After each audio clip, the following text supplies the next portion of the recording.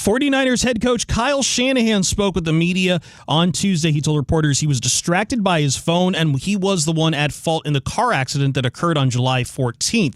Shanahan admitted to crossing the center line and hitting another vehicle as he was looking at his phone when it fell between the seats. Shanahan suffered a severe concussion, broken ribs, a broken hand, a broken nose, and almost lost an eye from the wreck.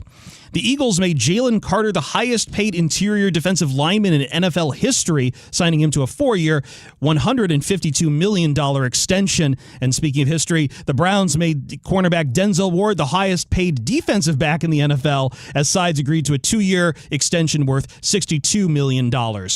Buccaneers quarterback Baker Mayfield did not get an extension as he reported to training camp on Tuesday. Mayfield previously said he would end negotiations at the start of camp, so he will play out the final year of his contract. I'm Chris Perfett. Elijah, put the camera on me.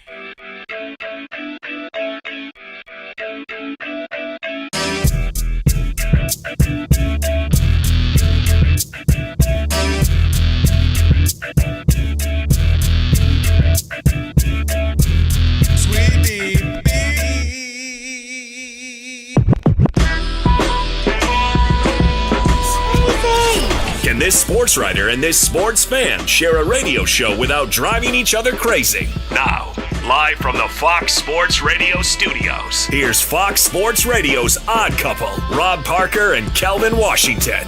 Password. Ack, a dack, a ack. Enter, brother.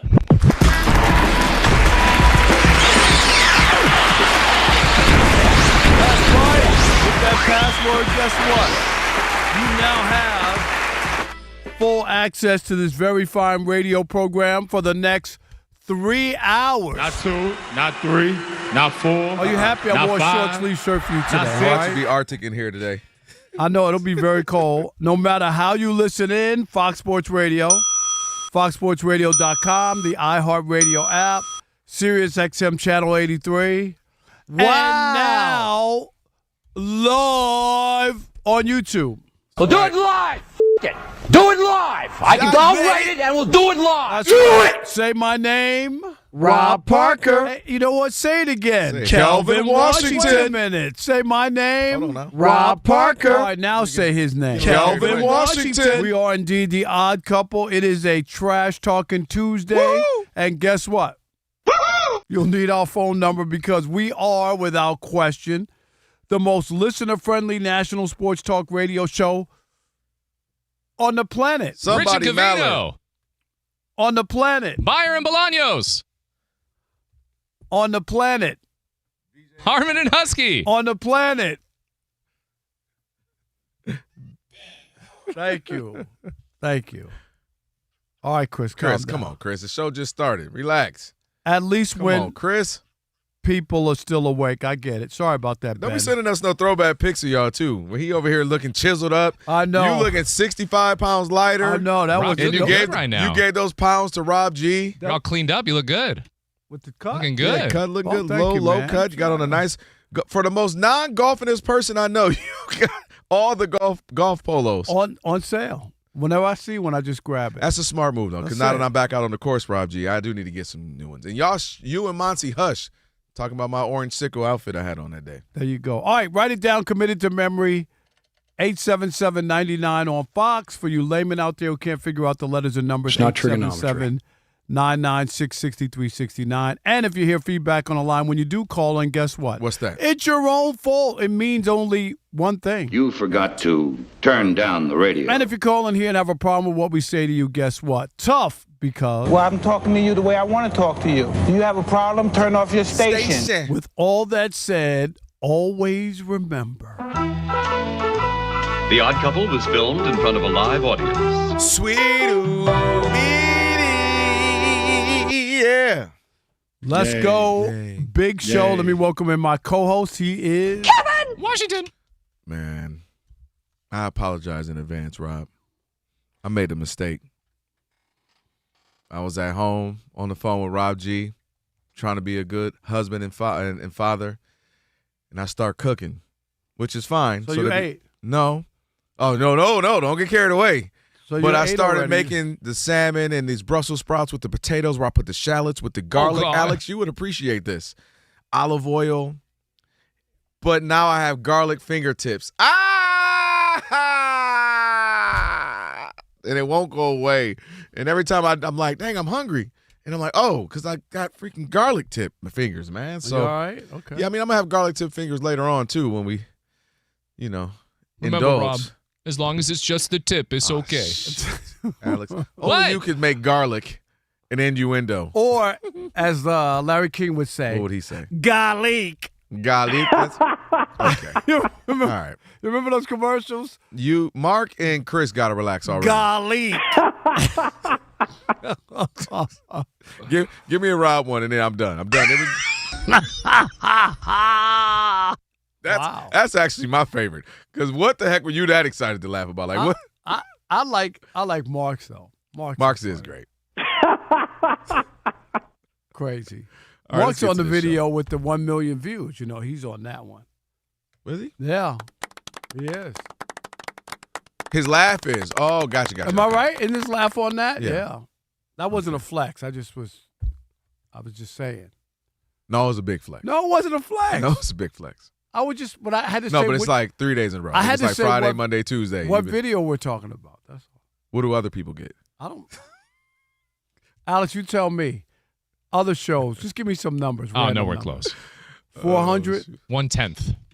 Wait, you meant 400,000? No, 400. Oh, that's about relevant, yeah. You are ridiculous. Okay, sorry about that. It is what it is. You know what? It's a Trash Talking Tuesday. Yes, Your it is. chance to trash anyone, anything in the world of sports. Don't forget to check us out on our YouTube channel. That's right. Just watch us live on YouTube. Just search Odd Couple FSR on YouTube and hit that subscribe button. Again, check us out on our own YouTube channels. Doing Right. well. We're very happy. Oh, yeah. Thank you. Just search Odd Couple FSR and subscribe. All right. Let's welcome in the Odd Couple crew. We wouldn't be able to do this fine radio program without him. Rob G is our producer. Bud Mexican is Alex is our engineer. You're a hidden talent. There you go. USC Chris is at the anchor desk. He'll keep us updated throughout the program.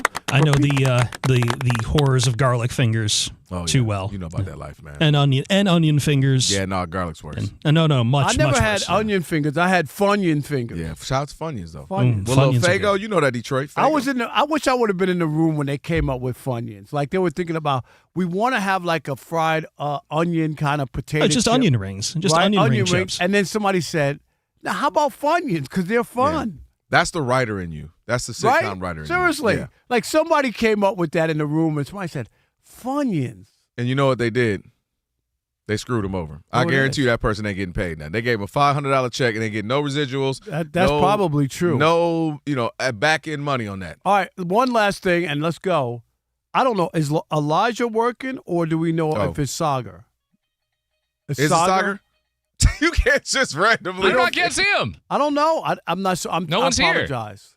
Somebody just put up foul. Who was that? Was that? Foul. Put pause if that's you, Elijah, so we'll know. Pause. That All right, is it's Elijah. Elijah. Okay, it's so Elijah. Never heard of him. Okay, there you go. See, I couldn't see him. My bad.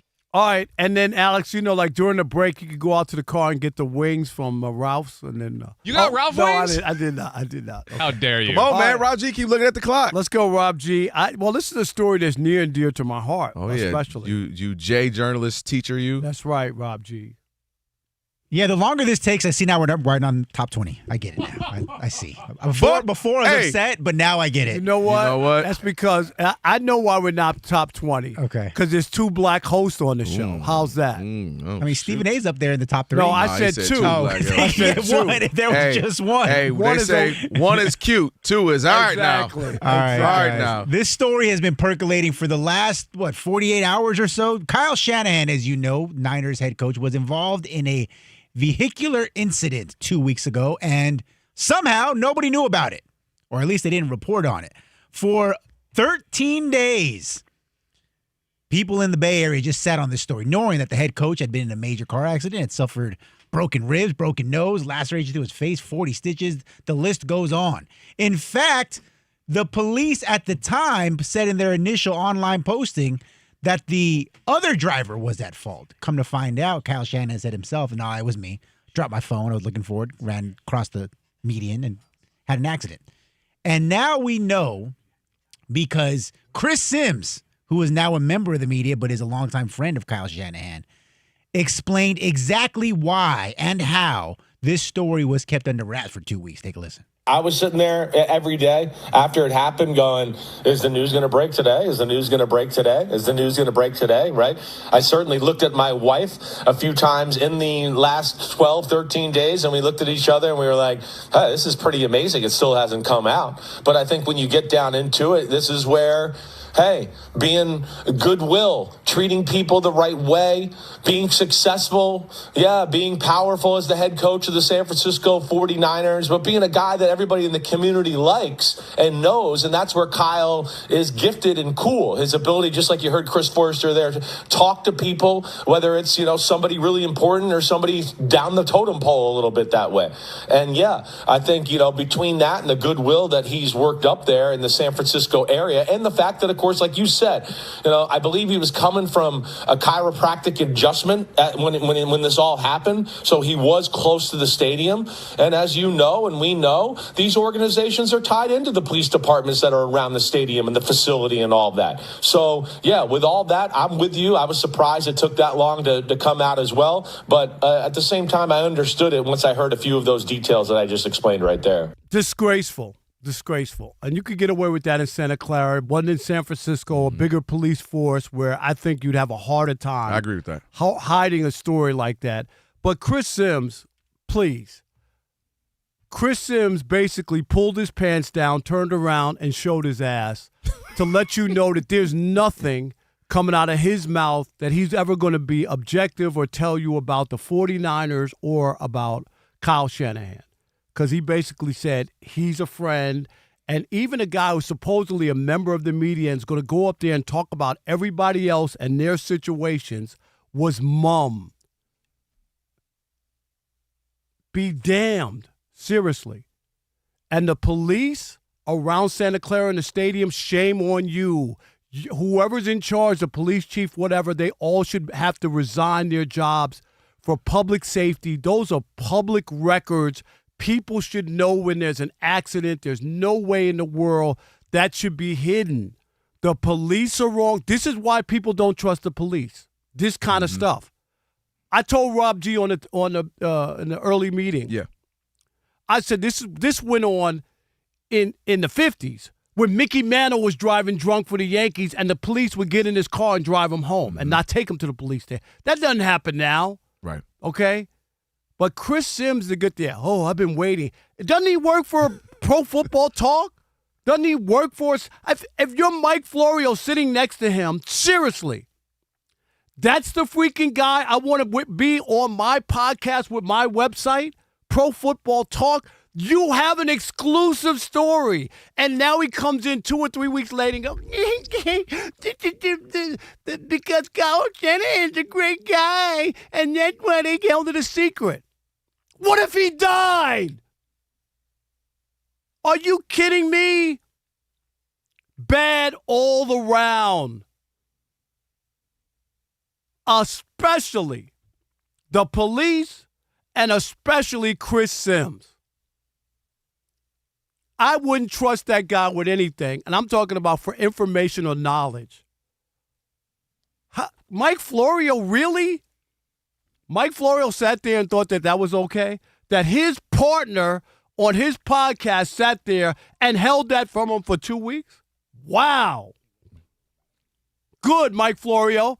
You shouldn't have been just angry. You should have fired Chris Sims. I don't need a guy like you on the air with me.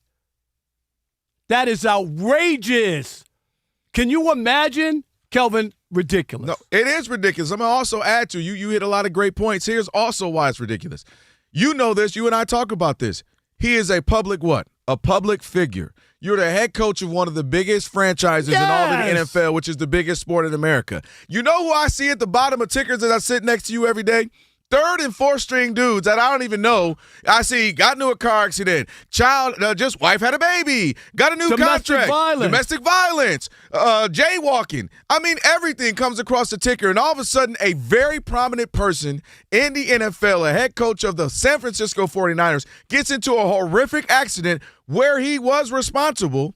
And then they wonder why there's a mishap. Wait, I'm coming out because the police put it wrong. They said it was a girl. Well, they put it wrong because y'all should have got this out 2 weeks ago and jumped in front of it and said, listen, I made a mistake. We've all looked at our phone, or in this case, dropped the phone and tried to get it. It happens. Now, what do we always say, Rob? The cover-up is worse than the crime. Yep. So now it looks weird. Why were y'all holding this? Why Who you knew cover this it? information? Was he drunk? Was he drunk? Was he alone? Was he alone? Watch it. Was he alone? Was somebody else in the car with him? Exactly. We could start speculating on why he was distracted. 100%. It's easy to say it was the phone. Maybe it was something else, and that's why I'm saying now the cover-up looks worse because it's like, wait a minute. Every day, what's the joke about Rob G? What's the joke about LaMelo Ball? That the boy can't drive. Yep. He always getting these accidents. Every month, every week we hear about it. Let's not talk about Tiger Woods and his driving escapades. Who's the mayor of Santa Clara? I'm serious. So fire the police chief. So who are the police in that region around the stadium? I'm dead serious. Dude, a head coach in the NFL gets into a very bad, not an offender and they bender. hide him for 2 weeks? Not a fender bender, not he ran a red light, okay, whatever.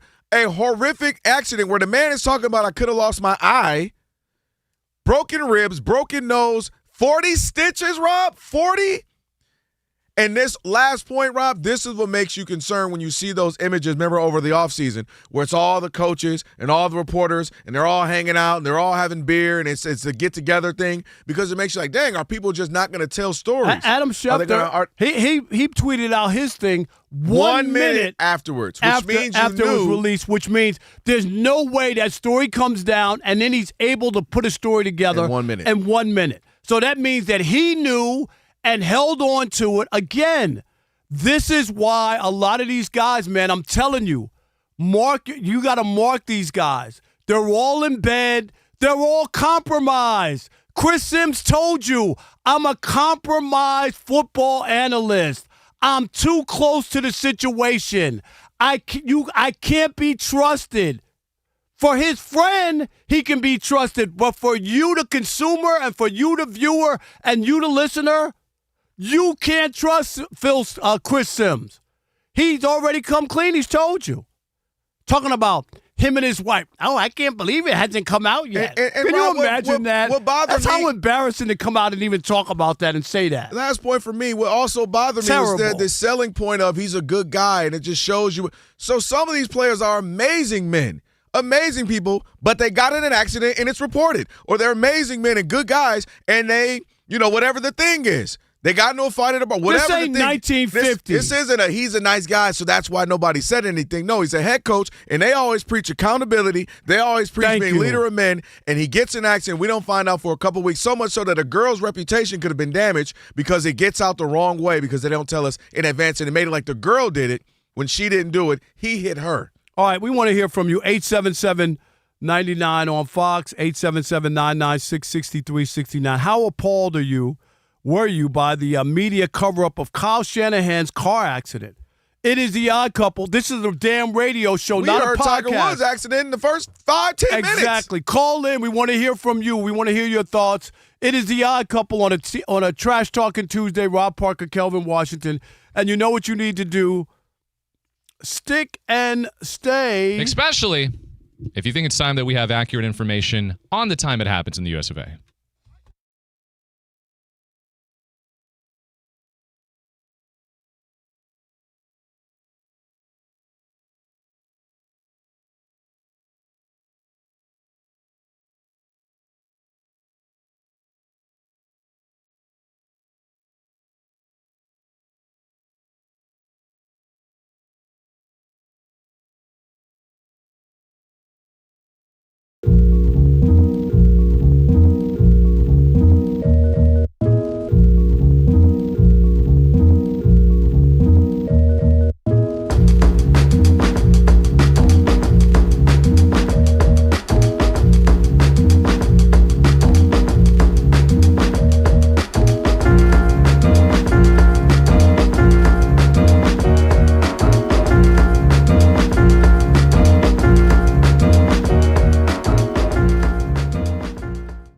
Steph Curry, and now that LeBron has done his thing, you know, there are the minions out there who are now belly aching about Steph still being in Golden State.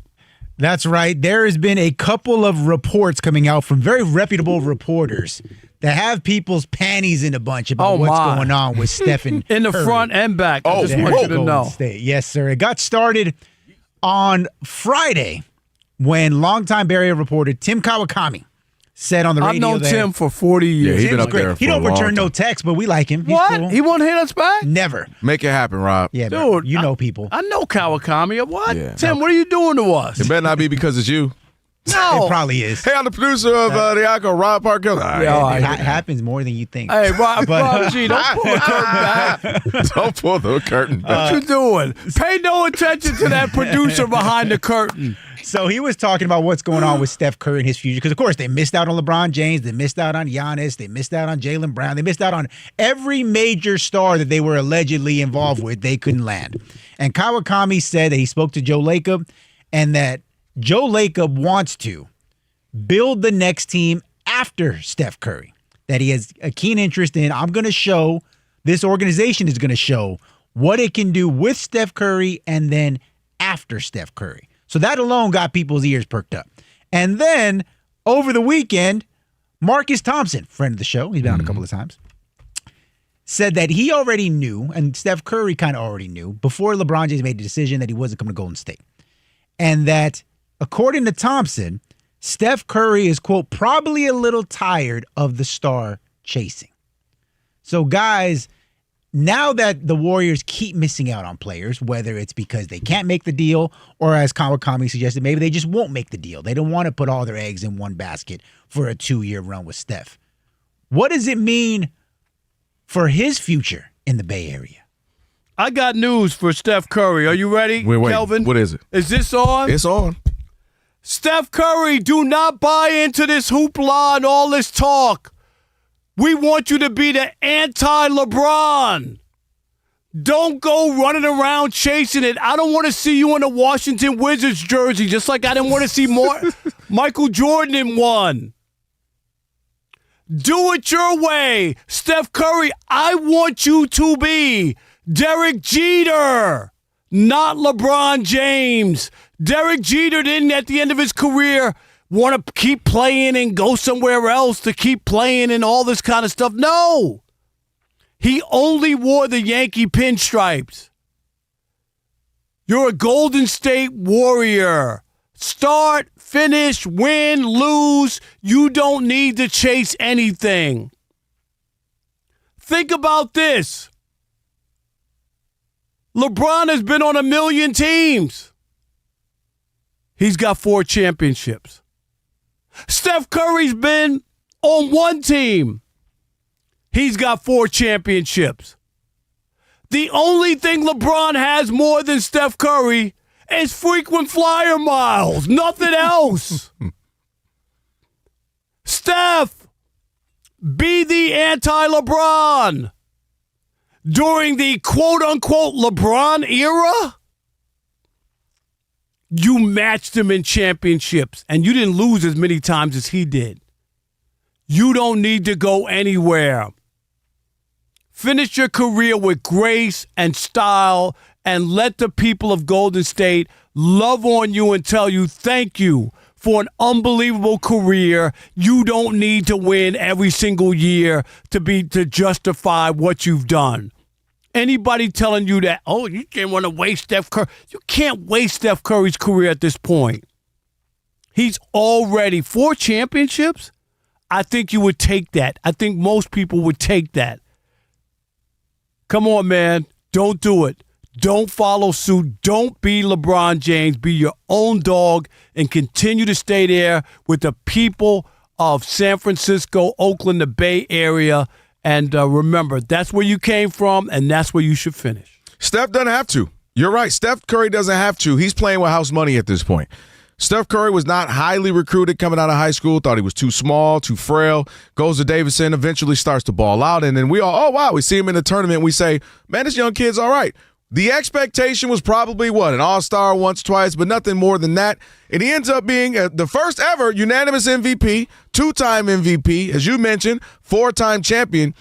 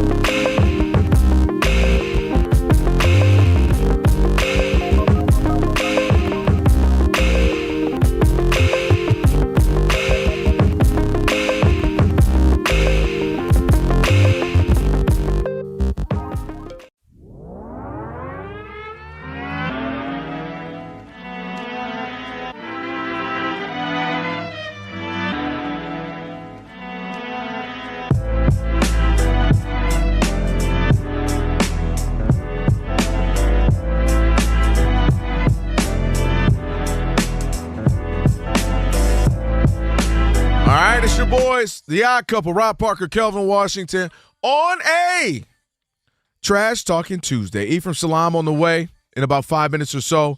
And by the way, you can stream us live wherever you happen to be in the iHeart app. Just catch us and all your favorite Fox Sports radio shows live 24/7 in the new and improved iHeart app. Just search the Fox Sports Radio app to stream us live all day, every day. Be sure to select Fox Sports Radio as one of your presets in the iHeart app, so it'll pop up at the top of your screen. So you ain't got to go searching for it. It'll be right there for you. All right, Kyle Shanahan, July, I think it was 14, big-time accident, split eye, 40 stitches, broken rib, broken nose. Yeah, but we didn't hear about it until Friday. And so we're trying to get to the bottom of what the heck was going on. This cover up here, 877-99 on Fox X. Take some calls. Rob, who we got? Let's do it. Let's start with DeJuan in Los Angeles. You're on the Odd Couple Fox Sports Radio. What's up, DeJuan? What's up, Rob? Y'all wrong on this, man. We're not entitled to know somebody's personal business unless it affects the community. DeJuan, I got to stop you because I'm gonna right now. You're really, really sounding crazy. That's an accident in public. That is public information. That is not a private matter. You're 100% wrong. He's a public figure. I can't even let you. I can't even let you continue because you're so off. It's an accident that was reported with the police. That is That's public. Well, Rob, not let me private. ask you this: why didn't we hear about Tiger Woods? Tiger Woods happened at an accident on a highway. Those are public. There's nothing private about this, DeJuan. I can't let you go on. You're so wrong. And not to mention, I don't think people know what when you become a public figure, things like that are public news. It's the same reason why I mentioned a terrible player on a team you don't even know. His stuff will be at the bottom of the page of ticker because he is an athlete, a professional athlete on the team. Let alone a coach. When people get sued, how do people know about it? You know how they know? Public record. It's public record. Anybody can go to the courthouse and read the public record. Come on, dude. That's not private. Jay in Kentucky, you're on the Odd Couple Fox Sports Radio. What's up, Jay? Hey, Rob. First, I just wanted to say that I've been listening to you guys almost daily since probably about 6 years now. Wow, thank you. Shout out to you, man. Appreciate it. I used to always say, I've probably missed more shows than Chris did. But anyway, I just want to say that I don't always agree with your takes, Rob, but I know you have journalistic integrity, and I can't agree with you more on this. I feel like ESPN is firing all the actual journalists and just keeping all the former players and friends, and I think this stuff is just going to continue to be more of a problem. We're not going to get the truth. We're not going to get no journalistic integrity, and it's really sad. That's interesting. 100%, Jay, and that's the problem. That's why when you put Chris Sims and people like that up there and they act like they're reporters and giving you information, I know they're analysts, but dude, there's news that comes out, and Chris Sims, his responsibility. Maybe that's why he's not on NBC anymore. Dude, I'm just saying, maybe that's why he's not on NBC anymore. We hear about coaches' sons who do stuff.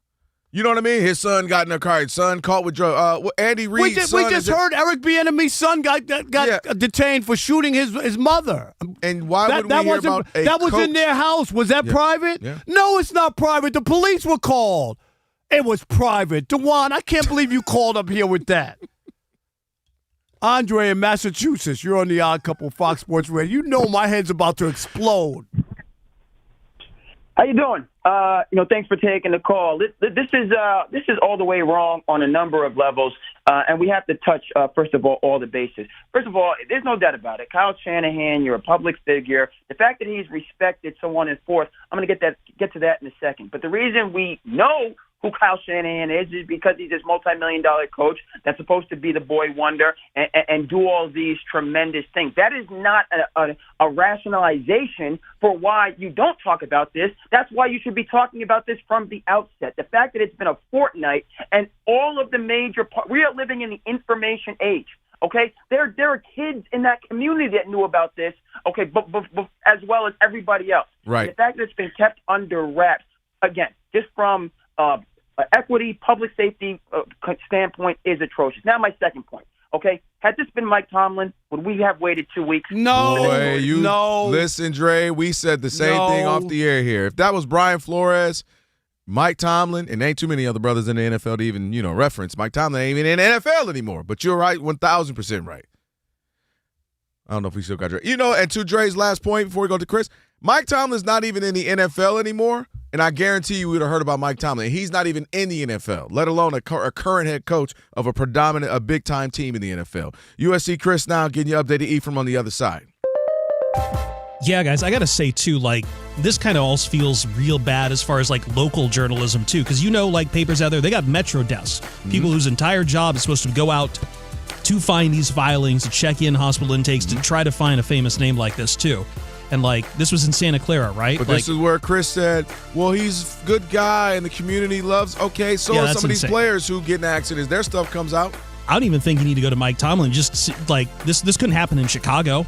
If Ben Johnson gets in a car wreck or something, no, you're right. There's some go-getters in Chicago press. They're not going to fall. They're sharks in the water for that. We've lost that kind of thing, too, on top of it, and it sucks. As we've been talking about, 49ers head coach Kyle Shanahan did meet with the media, told reporters he was distracted by his phone, and even though the report said he wasn't at fault, he says he was at fault in the car accident that occurred on July 14th. He admitted to crossing the center line and hitting another vehicle as he was looking for his phone. Shanahan had suffered a concussion, broken ribs, broken hand, broken nose, and almost lost an eye from the wreck. NFL training camps continue to report. Buccaneers quarterback Baker Mayfield reported to Bucs camp, but he did not get an extension before reporting. He had previously said he would end negotiations at the start of camp, so expectations he will play out the final year of his contract. This coming on top of Vita Vea apparently wanting out of Tampa Bay as well. The Eagles made Jalen Carter the highest-paid interior defensive lineman in NFL history, signing him to a 4-year, $152 million extension. Draymond Green and the Golden State Warriors agreed to terms on a 1-year deal worth $27.7 million. And a riot might be happening in the halls of soccer as the European Federation, UEFA, is apparently scrambling to hold a emergency meeting to discuss a boycott over a plan by FIFA to try to have private investment into the World Cup, which would also apparently include members of the Jared Kushner family. Back to the Odd Couple. All right, there you have it, Chris. Appreciate you. It is the Odd Couple. Rob Parker, Kelvin Washington on a Trash Talking Tuesday, joined now by our man, friend of the show, former NFL offensive lineman. Hey, Fox Sports Radio weekends. And a coach to his son's team, making films, whatever else Ephraim's doing, TV shows, writing, all that good stuff. What up, E? What's good, man? Right now, I'm the chef at my son's 15-year-old pool party. Okay, what we got on the grill? What we doing? Just look, bro, they simple. Hot dogs and burgers. All right, sound good to me. That's it. Hey, that works. Yeah, let's get to this, Ephraim. People, we got a couple calls trying to make it like we're crazy. That, God forbid, we thought a massive car accident with injuries almost took his eye out, Kyle Shanahan, that Joe Public should have known not 2 weeks later, but the day of. And they would have for any other player, including you, back when you were playing. Yeah, but what's the problem? Is it the problem that they didn't know? Are people mad because they didn't know that Mike Shanahan almost lost his life?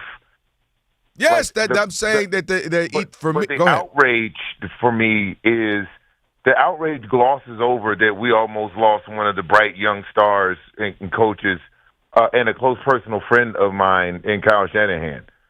Right? The outrage isn't that. It's that we should have known that he was in the car accident and what's going on. Why don't we know? That is the outrage. But I don't get it. I don't understand. What do you mean you don't get it? It happened in private, in a public setting, and for the police and the reporters and people who knew to cover this up. That's not how it's done. Anywhere else, cover it up. Yes, they just did. Didn't let it out. No, that's a cover up. They covered up that an accident had happened, and that is not the job of the police. If I'm Santa Clara, the mayor, I need to find out who the police commissioner is. Seriously, there's no way you can have an accident with those kind of injuries and people not know that happened. It just can't happen. It almost made me smile when the outrage hit, because I remember a time, and Rob, I'm almost positive you remember this, being in the business as long as you have. This wouldn't be breaking news. Stuff like this happened all the time. Some stuff never ever came out.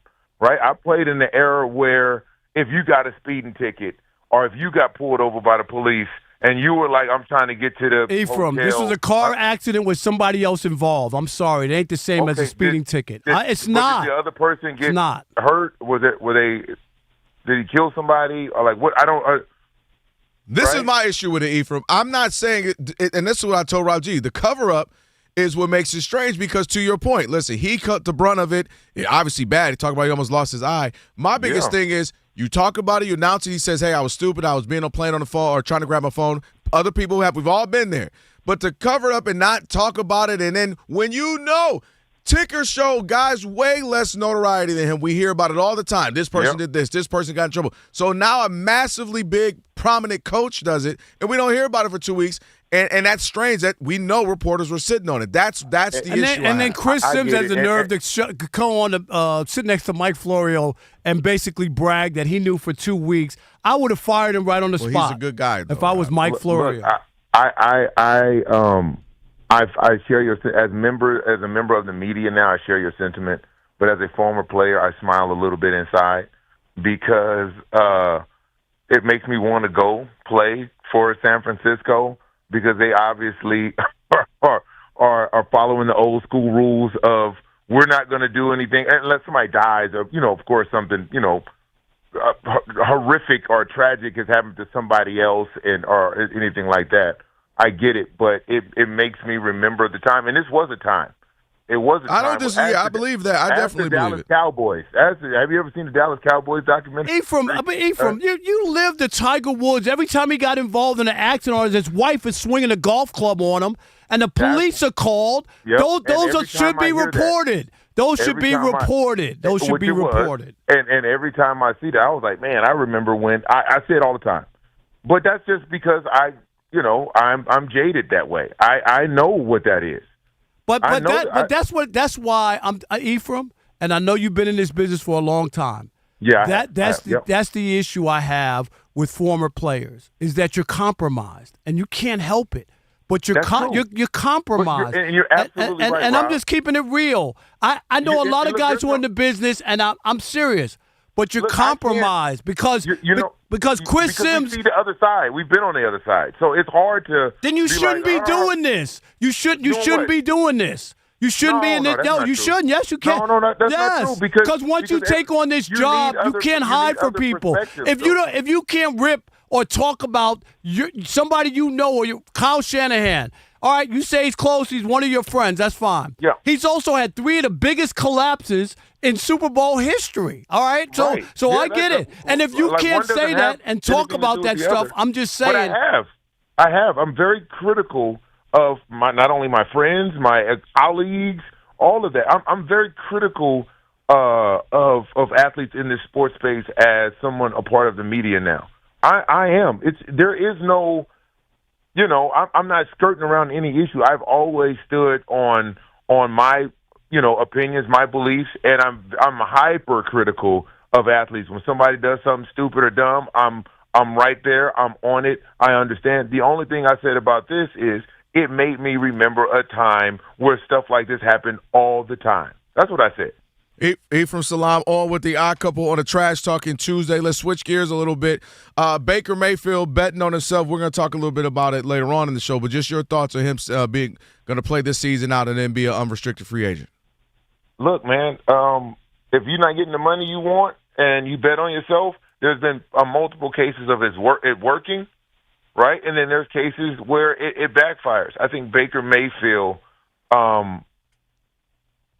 coming from where he came from, going to Cleveland and having a little bit of success there, but then reinventing himself and being in Tampa Bay, and now after Brady, they've become relevant. They've become a team that can compete.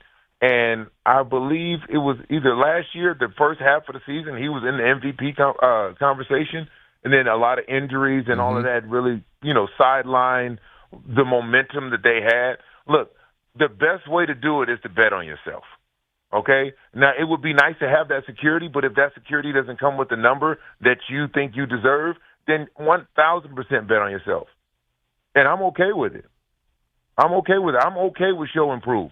Now, we bristle and we clutch our pearls because in December, God forbid, something awful happens. We like, damn, right? I need to know what the number was that he didn't want. That'll shed some light on exactly if this is the smart move. Now, if they're like, hey, we're gonna give you 42 a year, and he's like, no, I want 62 a year. Now that's a whole other conversation. Hey, even if he bets on himself, I don't think it's going to get to that number. Yeah, it's not going to get crazy. No, he's not going to get the 2-3 years ago Dak Prescott. Real quick, about a minute here. Just because Friday the news breaks LeBron's going to Philly. You and I had talks about where we thought he should go, blah, blah, when you were in for Rob. But now we know where he is. I hadn't had a chance to talk to you since. Your thoughts on LeBron now being a Sixer? Hey, look, good for him, right? Thank you for your services in Los Angeles. We got a chip. As Rob likes to say, the bubble trip. You already knew he couldn't even get it to the mic fast enough. I beat him to it. But look, I'm happy for him. I think they have a shot at coming out of the East, and I think that's what he wanted. I think he wanted another shot at the title. It wasn't going to happen in the West. So I think that puts them either the favorite or the second favorite to come out of the East. And if everybody can stay healthy, it'll be exciting. Think about what those Boston games are going to be like. Think about when they play the Lakers, what that's going to be like. Think about when they play the Knicks. I think it's great for us as the league. Yeah. It's going to be great. We get to see it all year. No doubt. All right, E, appreciate you, man. Thank you. Appreciate you. Brother, stay safe. No doubt. Ephraim Salam there. Ephraim Salam on X. You can follow him. All right, on the way, we got Shekel City plus Russell Westbrook. And the conversation and some challenges that folks are saying about him in the NBA. We'll tell you what they're saying. It is the odd couple on a Trash Talking Tuesday. Stick with your boys, Fox Sports Radio.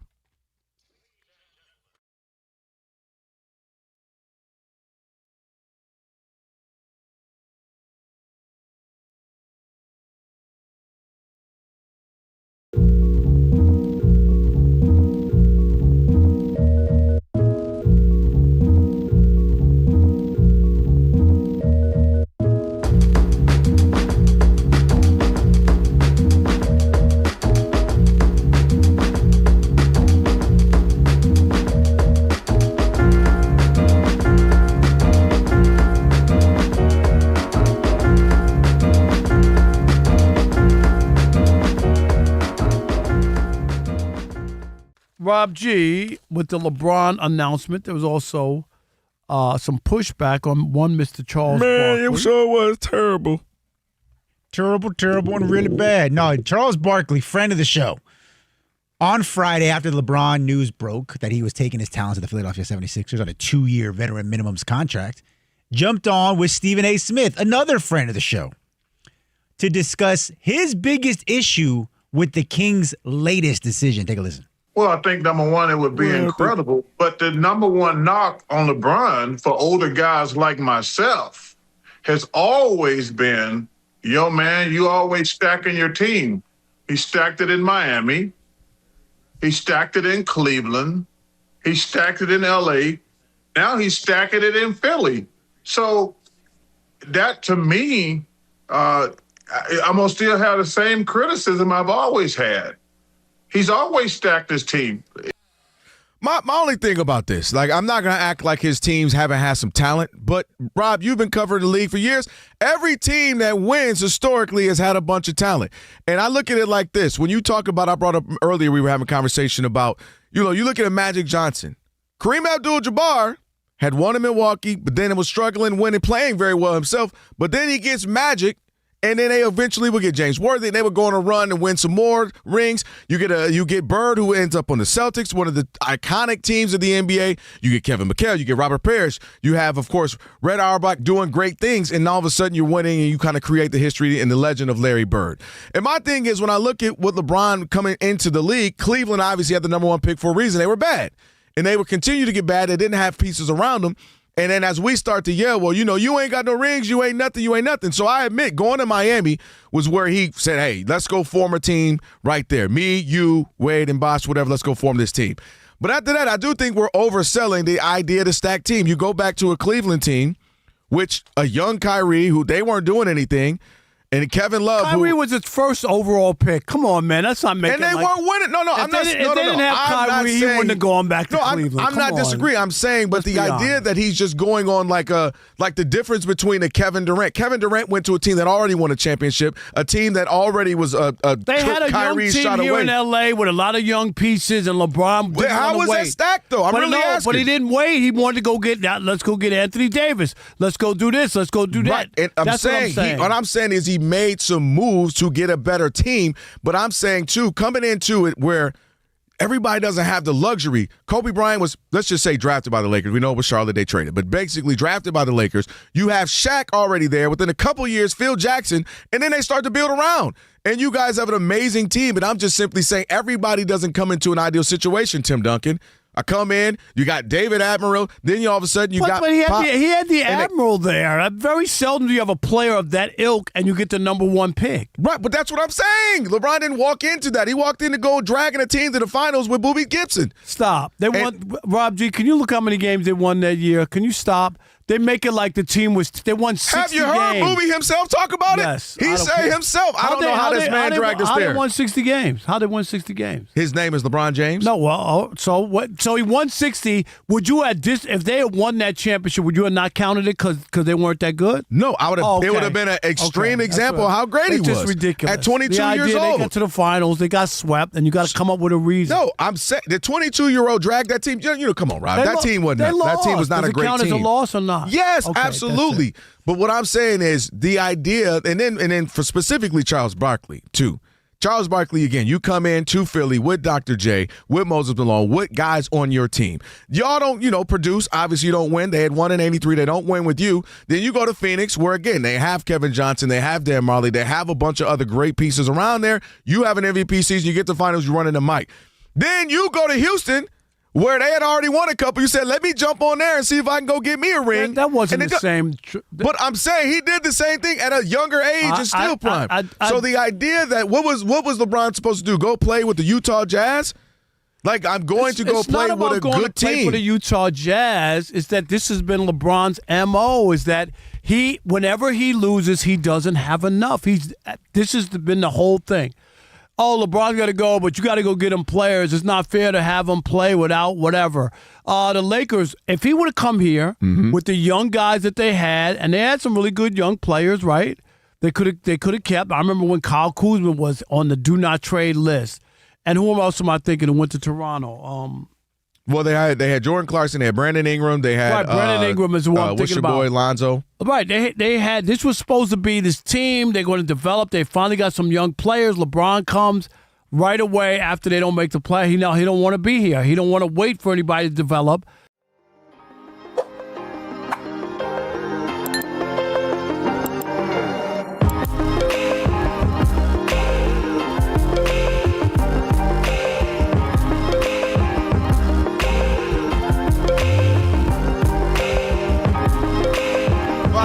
Radio. Shout out to Ethan's mom joined us there moments ago. That'll be up on the pod. Rob G will get it up later on. Full version, best of version as well on this Trash Talking Tuesday, which is next hour. And before we get to that next hour, we'll also have Antonio Daniels. He'll join us as well. Good to chop it up with AD. So looking forward to that. And then we got Levi Weaver, who's going to join us our last hour, writes the wind-up MLB newsletter for The Athletic.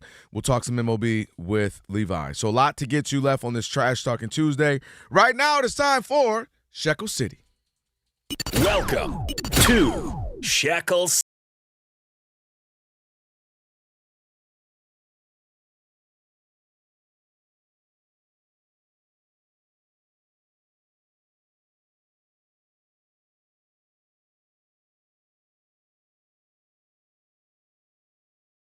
No. 187. Word. Rob G was on your head about you ain't making no money, so now you really ain't making no money. Rob G's the one who put the monkey wrench in it by saying that last night. I can't Pause. I can't stand that guy. Elijah. All right, tonight. So I said 187 and 166. HRU. Yes. All right, so I got the Astros tonight. Okay. -1.5. They're taking on the Angels in Anaheim. That's my best bet. Astros won last night where they had like no hits in the end and scored 4 runs. Like something crazy. Or 1 hit and scored 4 runs. Okay. Padres -1.5. They're hosting the Rockies in San Diego. They still going to World Series? And I'm talking about, you got time for all that? And I got the Oakland A's +1.5 against the Red Sox in Sacramento. So A's +1.5, Padres -1.5, and the Astros -1.5. And remember, Kelvin, yeah, I'm not telling you who to bet on. I'm telling you who I bet on. All right, there you have it. And then I'm going to talk about this one, man. Russell Westbrook, there's some reports out here that basically some top guys in the NBA are telling other teams that Russell Westbrook ain't the guy you want to take. He's not the guy you want to bring into the fold. He's not the guy you want to bring into a situation. Rob G, you got the specificities with it. Yeah, more specifically, it's being reported out of Florida that a anonymous NBA coach and executive called Eric Spoelstra in Miami because there was a report that they're interested in Russell Westbrook if they don't get LeBron because they just need more ball handlers. Mm-hmm. And they told Spo, do not bring Russell Westbrook into your team. It's not going to work. I know that he's, in shape. Culture's not going to be a problem. But for your team, he is not the kind of guy you want in that locker room. And it just seems like ever since he became a Laker and that just debacle there, Rob G, your team, and it happened and just didn't fit well, LeBron, the Lakers say it was LeBron that said get rid of him. His team says, no, I never said that. And that's part of the feud, by the way, with the Lakers where it went downhill between LeBron and the Lakers, allegedly. Russell Westbrook is just kind of taking a hit. And I think he's such a polarizing player with media, with players, they love him. And then with fans, some fans love him as well. Some fans say, man, don't bring him here. Because you mentioned it, Rob G, the stuff you can depend on. He's going to be in shape. He's going to work hard. He's going to play. He's going to be healthy most of the time. So you get that factor. But he's going to be rogue. He's going to do his own thing. And sometimes that's going to be bad. Sometimes that's going to be good. And I can see where, for me, with Russell Westbrook, if you don't need Russell Westbrook, that's the best time to bring him on your team. Because the issue I have is just simple. If I called you and asked you about Russell Westbrook, then I would take your advice. Don't and volunteer. Tell me, what are you doing calling up and saying don't add him to your team? Like there's something wrong with that. Hey, I heard that Kelvin's might replace Chris Broussard on The Odd Couple. Man, I wouldn't hire that dude. Like seriously. Yeah. Now, if I called your old PD or Scott or Don called your old PD at ESPN and asked about you and your work, do you see there's a I think on paper difference. what you're saying is right. There's a big difference. But I think we know this. It's the clique, and they all hang together, and they go, hey, are you thinking about doing it? I wouldn't do it if I was you. I just think that should be, if I ask you for a reference on somebody, but to call out of the blue, just to call because you that sounds like hate. That's hate. But let me say and this. I'm not a big hate person, all that hate. That doesn't make sense to me. So you're right on paper, but me and Rob G have talked about this. This is what happens. And I'm not a Westbrook guy. Right. But I don't this think is that's what right. happened, Rob. I remember being at the old place you mentioned and having Steven Jackson and Kenyon Martin and shout out to Kenyon and having Nate Robinson on the show and a couple other guys. And you know that happened here in LA with Carmelo. When the league starts to do that with you, even if you got something left in the tank, it gets this weird thing where the league they identify guys And they're like, nah, he can't play anymore. John Wall. Like I said, Melo. And it's starting to feel like Westbrook's going to be one of those guys where clearly he can play. Clearly he's talented. Clearly there aren't 450 dudes better than him. But the league's like, nah, it's a wrap on him. We're good. And it happens all the time where there's a talent that you're like, why is this dude not on the team? Why isn't Carmelo giving somebody 10? Somebody calling up and telling somebody not to hire somebody. They do that is my point. They start to do that with certain guys. Wrong. And Westbrook seems like he might be that guy they're going to do it to next. We are Blackboard.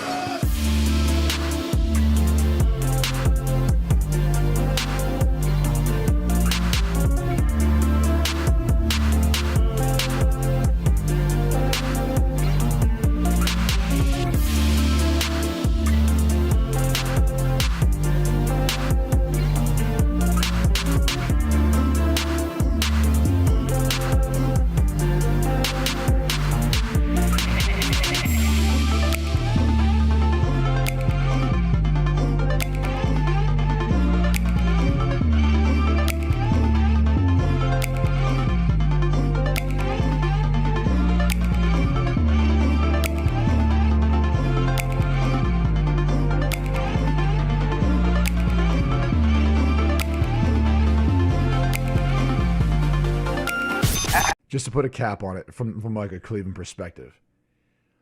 If he's good enough, and I understand like he's an aged veteran and he's in the back end of his career, et cetera, et cetera.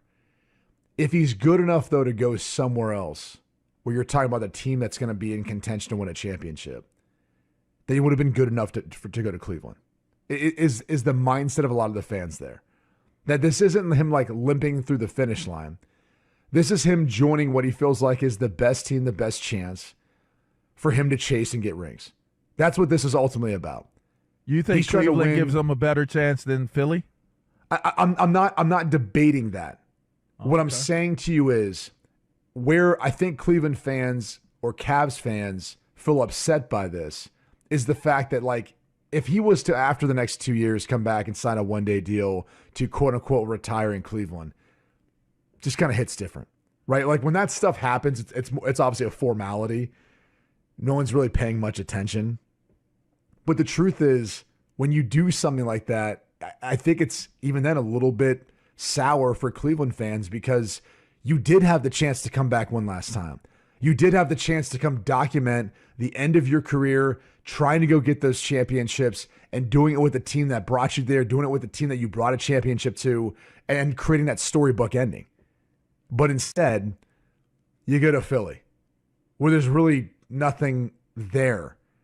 And so, what do you mean? Like I've heard a lot of different discussion points about the decision, but the contract in and of itself tells you that he's doing this because he wants to chase a championship, which is his prerogative. If that's what he wants to do, that's what he wants to do. Because at the end of the day, this is his legacy, and this is how he wants to go about doing it. And this is ultimately how he's going to be judged when we look back 10, 20 years. But I will say this decision, this move, in my mind, it solidifies the fact that MJ will always be the GOAT. It solidifies the fact there's others that I would put before him because of this. Because as he continually stacks up the desire and need to want to move and go to other places, to be on better teams, to be with more all-stars, as opposed to those guys coming to him in one spot, that to me is it feels like he's a mercenary.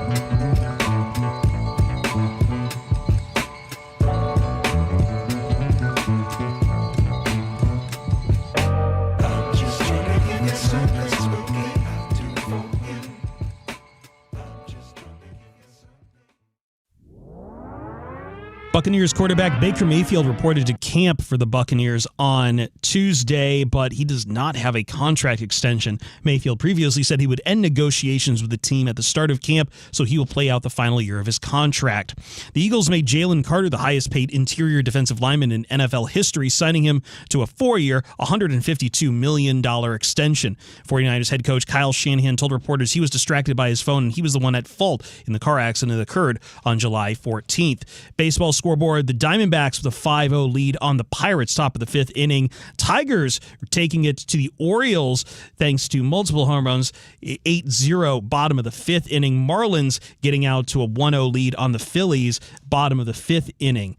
The Royals and Twins scoreless. Yankees scoreless in the top of the second against the White Sox. I'm Chris Perfett.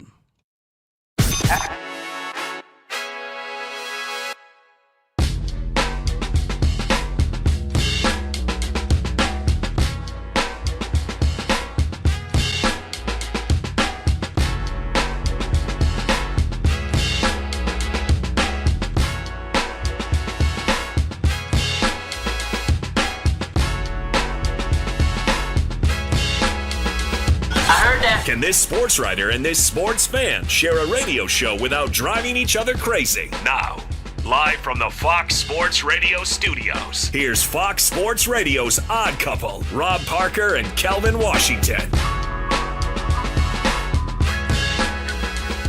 Our number two on a Trash Talking Tuesday. Don't forget, coming up later on in the program, your chance to trash anyone, anything in the world of sports.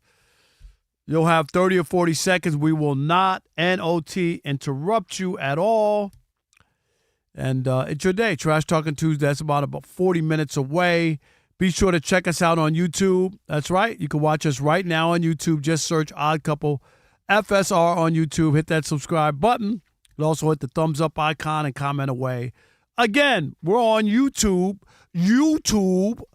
and just search Odd Couple FSR and subscribe. Antonio Daniels, of course, NBA champ, Pelicans TV analyst, SiriusXM NBA radio host, and, of course, here on Fox Sports Radio, an NBA analyst. He'll be joining us in about 28 minutes and then trash talking. So a lot to get to here in our number two.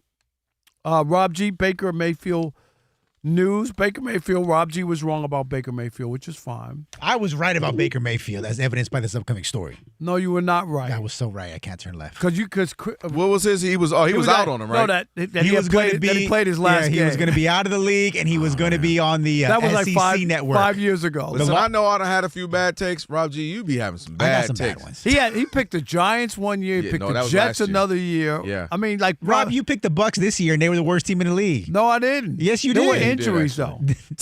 There were injuries. You picked the Jets. Oh God, I did. You did pick the Jets. You convinced me to get on the Aaron Rodgers train, Rob. You've been on this train for how many? I was like, so you know what? Rob's gonna be right about A-Rod. I'll be right about that with the four snaps. Yeah, four snaps. Did you hear what Plaxico Burress said about playing that with the it Jets? was worse than prison? He said it reminded me of prison. He said, because when I walked into prison, I said, man, you're a loser now. He said, and every day I walked into the Jets facility, I said, dang, I'm a loser. Wow. That is brutal. Dang, Especially Jets. as a kid who grew up going to Shea Stadium. I was a Jets fan. Yeah, I mean, of course. You root Not for the Giants. home team. Jets. All right, Yeah. Rob G, but Baker Mayfield. Yeah, Baker Mayfield. I don't know if it's news as much as not news. Baker Mayfield has been looking for It's a new news contract. that he didn't get a contract. Yeah, he's been wanting to Yeah. get a new contract now for a while. They had some talks, and they ultimately decided, you know what? We are so far apart. We are going to cease contract negotiations. Baker Mayfield will play out this upcoming season and enter the 2027 offseason as a free agent. So we'll see what happens with Baker Mayfield. His days appear numbered there in Tampa. I look at this as Baker Mayfield. This might be a blessing in disguise. Like, nobody wants to be in a situation where you're kind of in limbo. You're not getting a deal that you thought you deserved. But when I look at what he's been able to do, and when people like Rob G thought it was a wrap for him, and now you can say he's had success. We all know he got to the postseason and won in Cleveland, which is clearly hard to do. They hardly ever do it. He did it there. They hadn't won in like 20 years before he won that game against Pittsburgh. Yep, and then he has success, obviously, with the Buccaneers. That's why they gave him that initial deal in the first place. And he comes there and he's played well. And so I'm looking at him as saying, man, this might mess around and be good for you when we look at what guys are making in the NFL right now. When you got guys making $40, $50, $55 million, and if he bets on himself and he plays well, and look at and also if you look at last year as an anomaly where it wasn't the best year for him, but I mean, look, if I told you these numbers still, almost 3,700 yards, 26 touchdowns, 11 interceptions, it's not great, but you'd say, all right, if he's him, he says that's the worst of me. I missed Mike Evans for 8 games. Chris Godwin Jr. was out for, I believe, 8 or 9 as well. So you're looking at it and saying, look at what I did when I didn't have any guys out there on the field with me. So if he's saying that's the worst version of me, I'm going to play better. At the end of the day, the stats will look good. And this is where it gets interesting. You start looking around, Rob, at some teams. If you're Minnesota, whose we know defense has been amazing, they've got weapons, and you say, man, J.J. McCarthy ain't it. Kyler Murray ain't it. But dang it, baby Baker Mayfield's the guy we need. And maybe they pay him an arm and a leg. You look at, what did we talk about? C.J. Stroud. That defense was Super Bowl worthy, Rob. We talked about this. He didn't even have to be good. Window. All he had to do was be mid. Not even great. If you're mid, we might actually win the Super Bowl, the Texans have said. And C.J. Stroud's contract situation is getting hairy. Speaking of hair, they beat that man so bad he got a haircut. He was playing so bad last season in the postseason. So Baker Mayfield. That was just so that the fans in Texas wouldn't recognize him? No, they couldn't drag him. After the playoff couldn't pull him by his threads. I thought it was so they couldn't recognize him. He could walk around town and get a seat somewhere. Come on, Mark. So I'm looking at this as, think about this, Rob. You go put up numbers like Baker has done for the most part. He's been very productive there.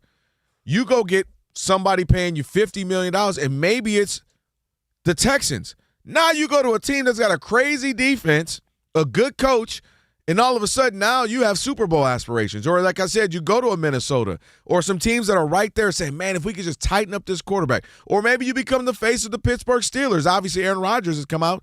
We'll talk about that, but just saying this is 100% his last season. Maybe you go to Pittsburgh where they got some pieces and you got a stable organization. But my point is he might end up being better off, and it might be better for them if they're saying ultimately we're not built right now to win a Super Bowl. Go get a young quarterback, one of the ones coming out of the draft.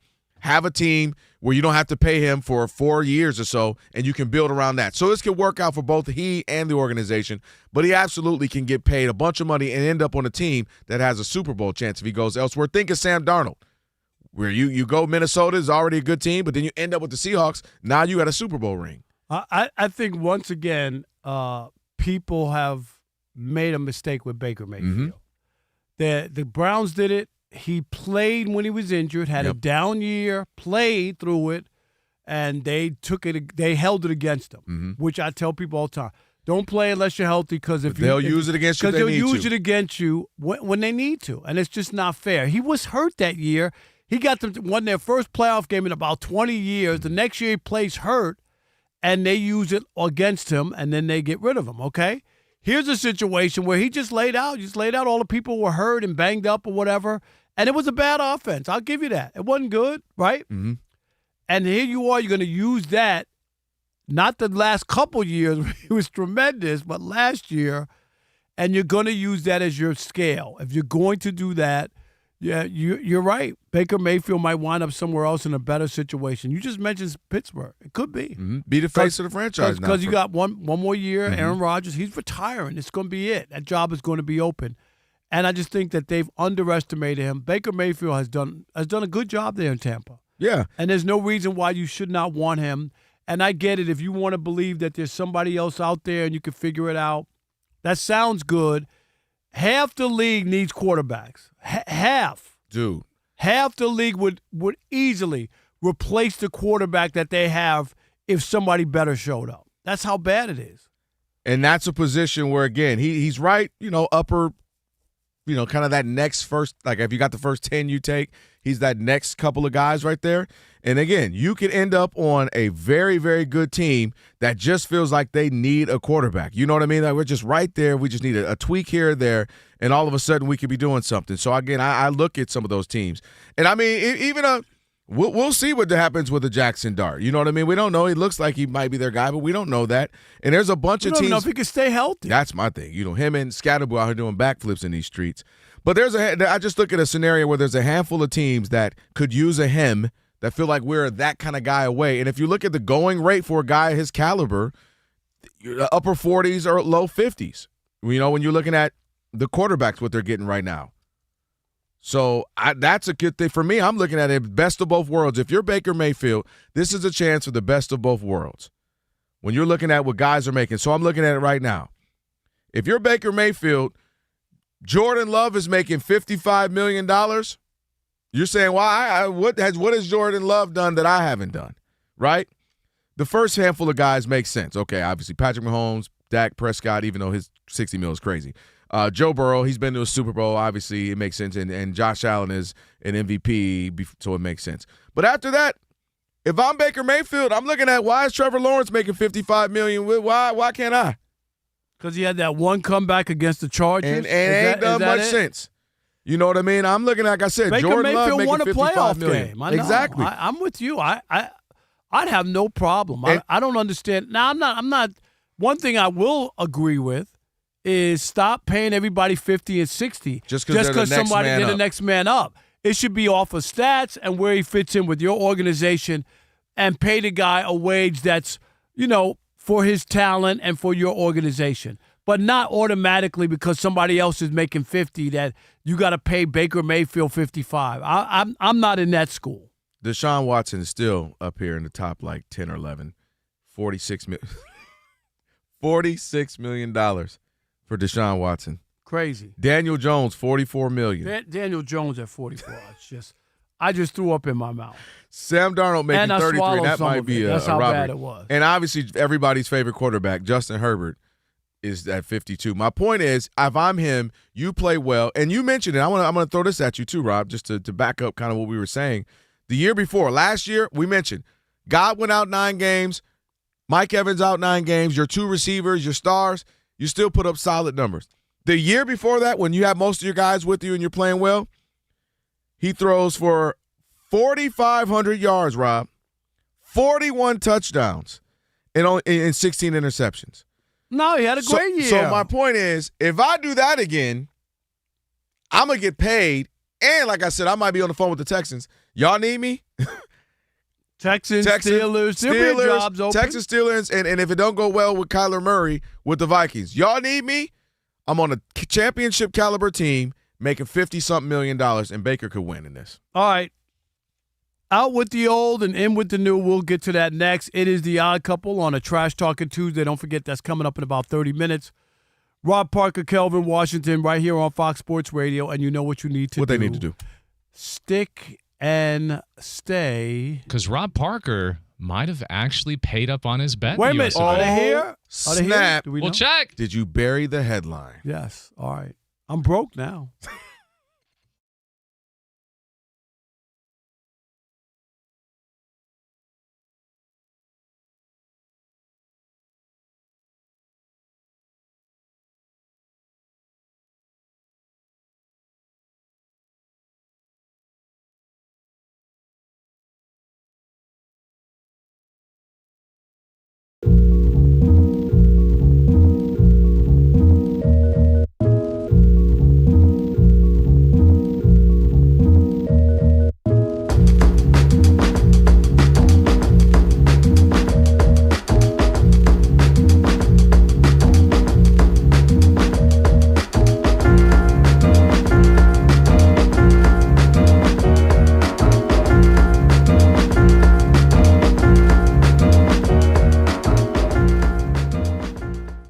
Jamel, let's go here, too, because there's a lot of things you want to chime in before we talk about the golf coming up as well, which is a good cause.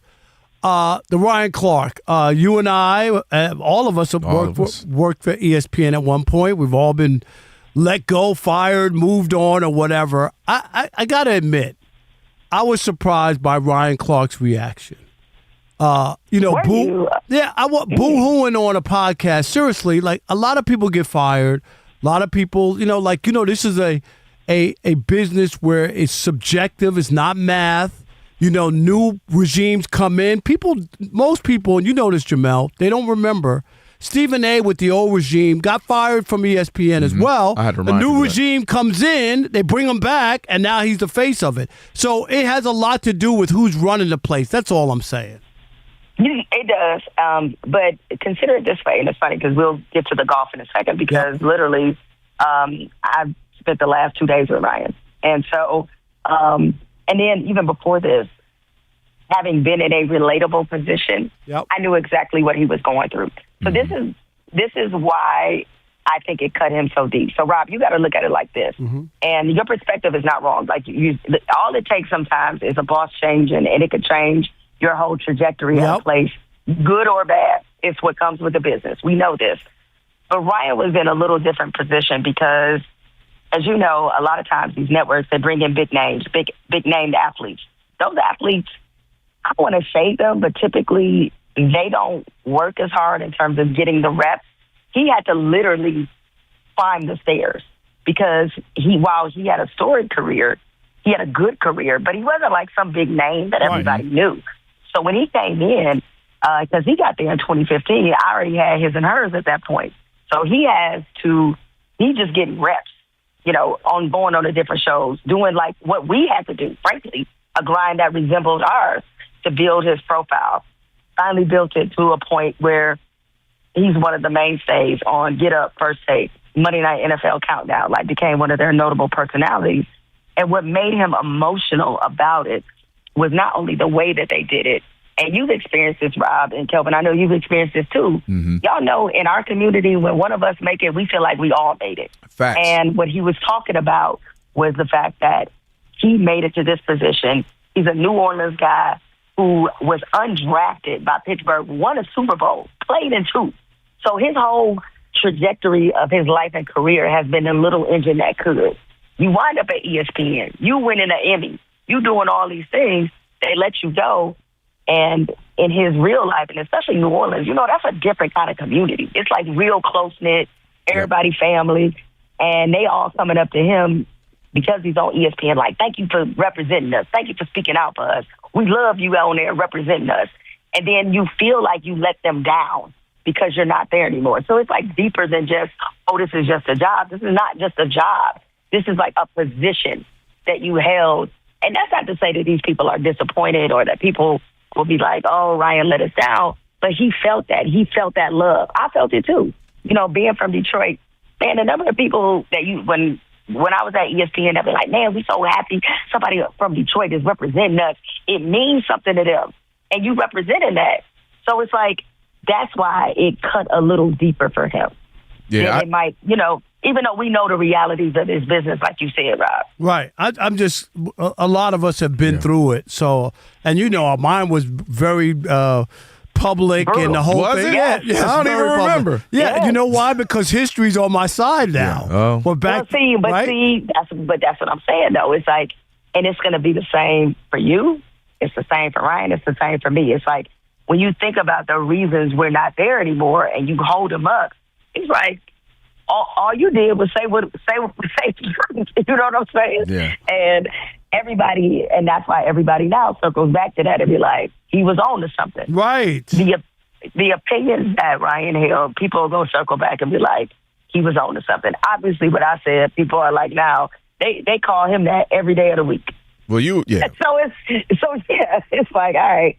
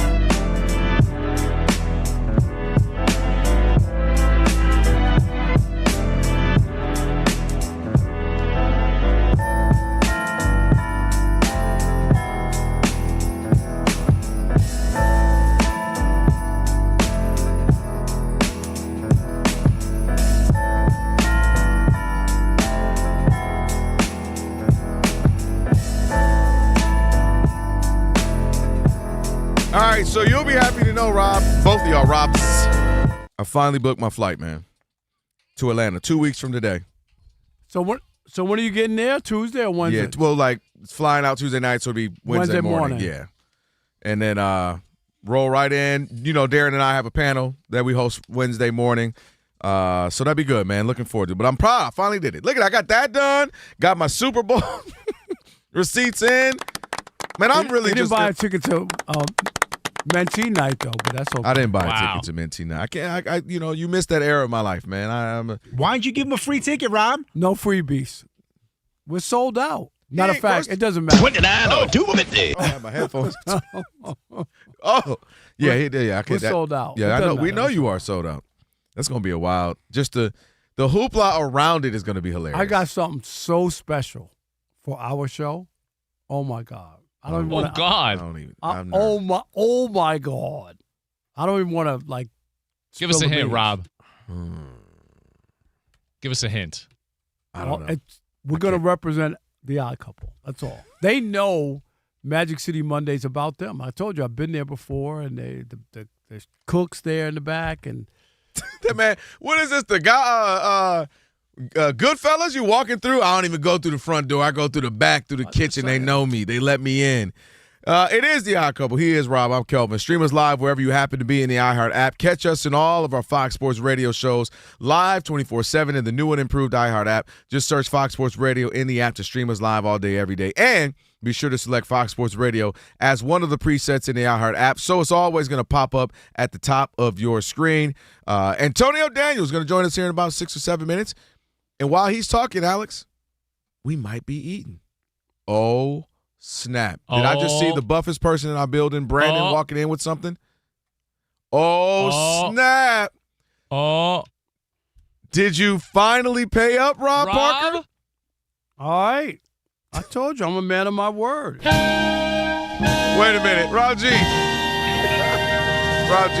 Hey, don't say nothing. Be quiet before I knock those wings on the ground. Don't say nothing. What's the longer wait? To hear about Kyle Shanahan's accident or to get the wings from Rob?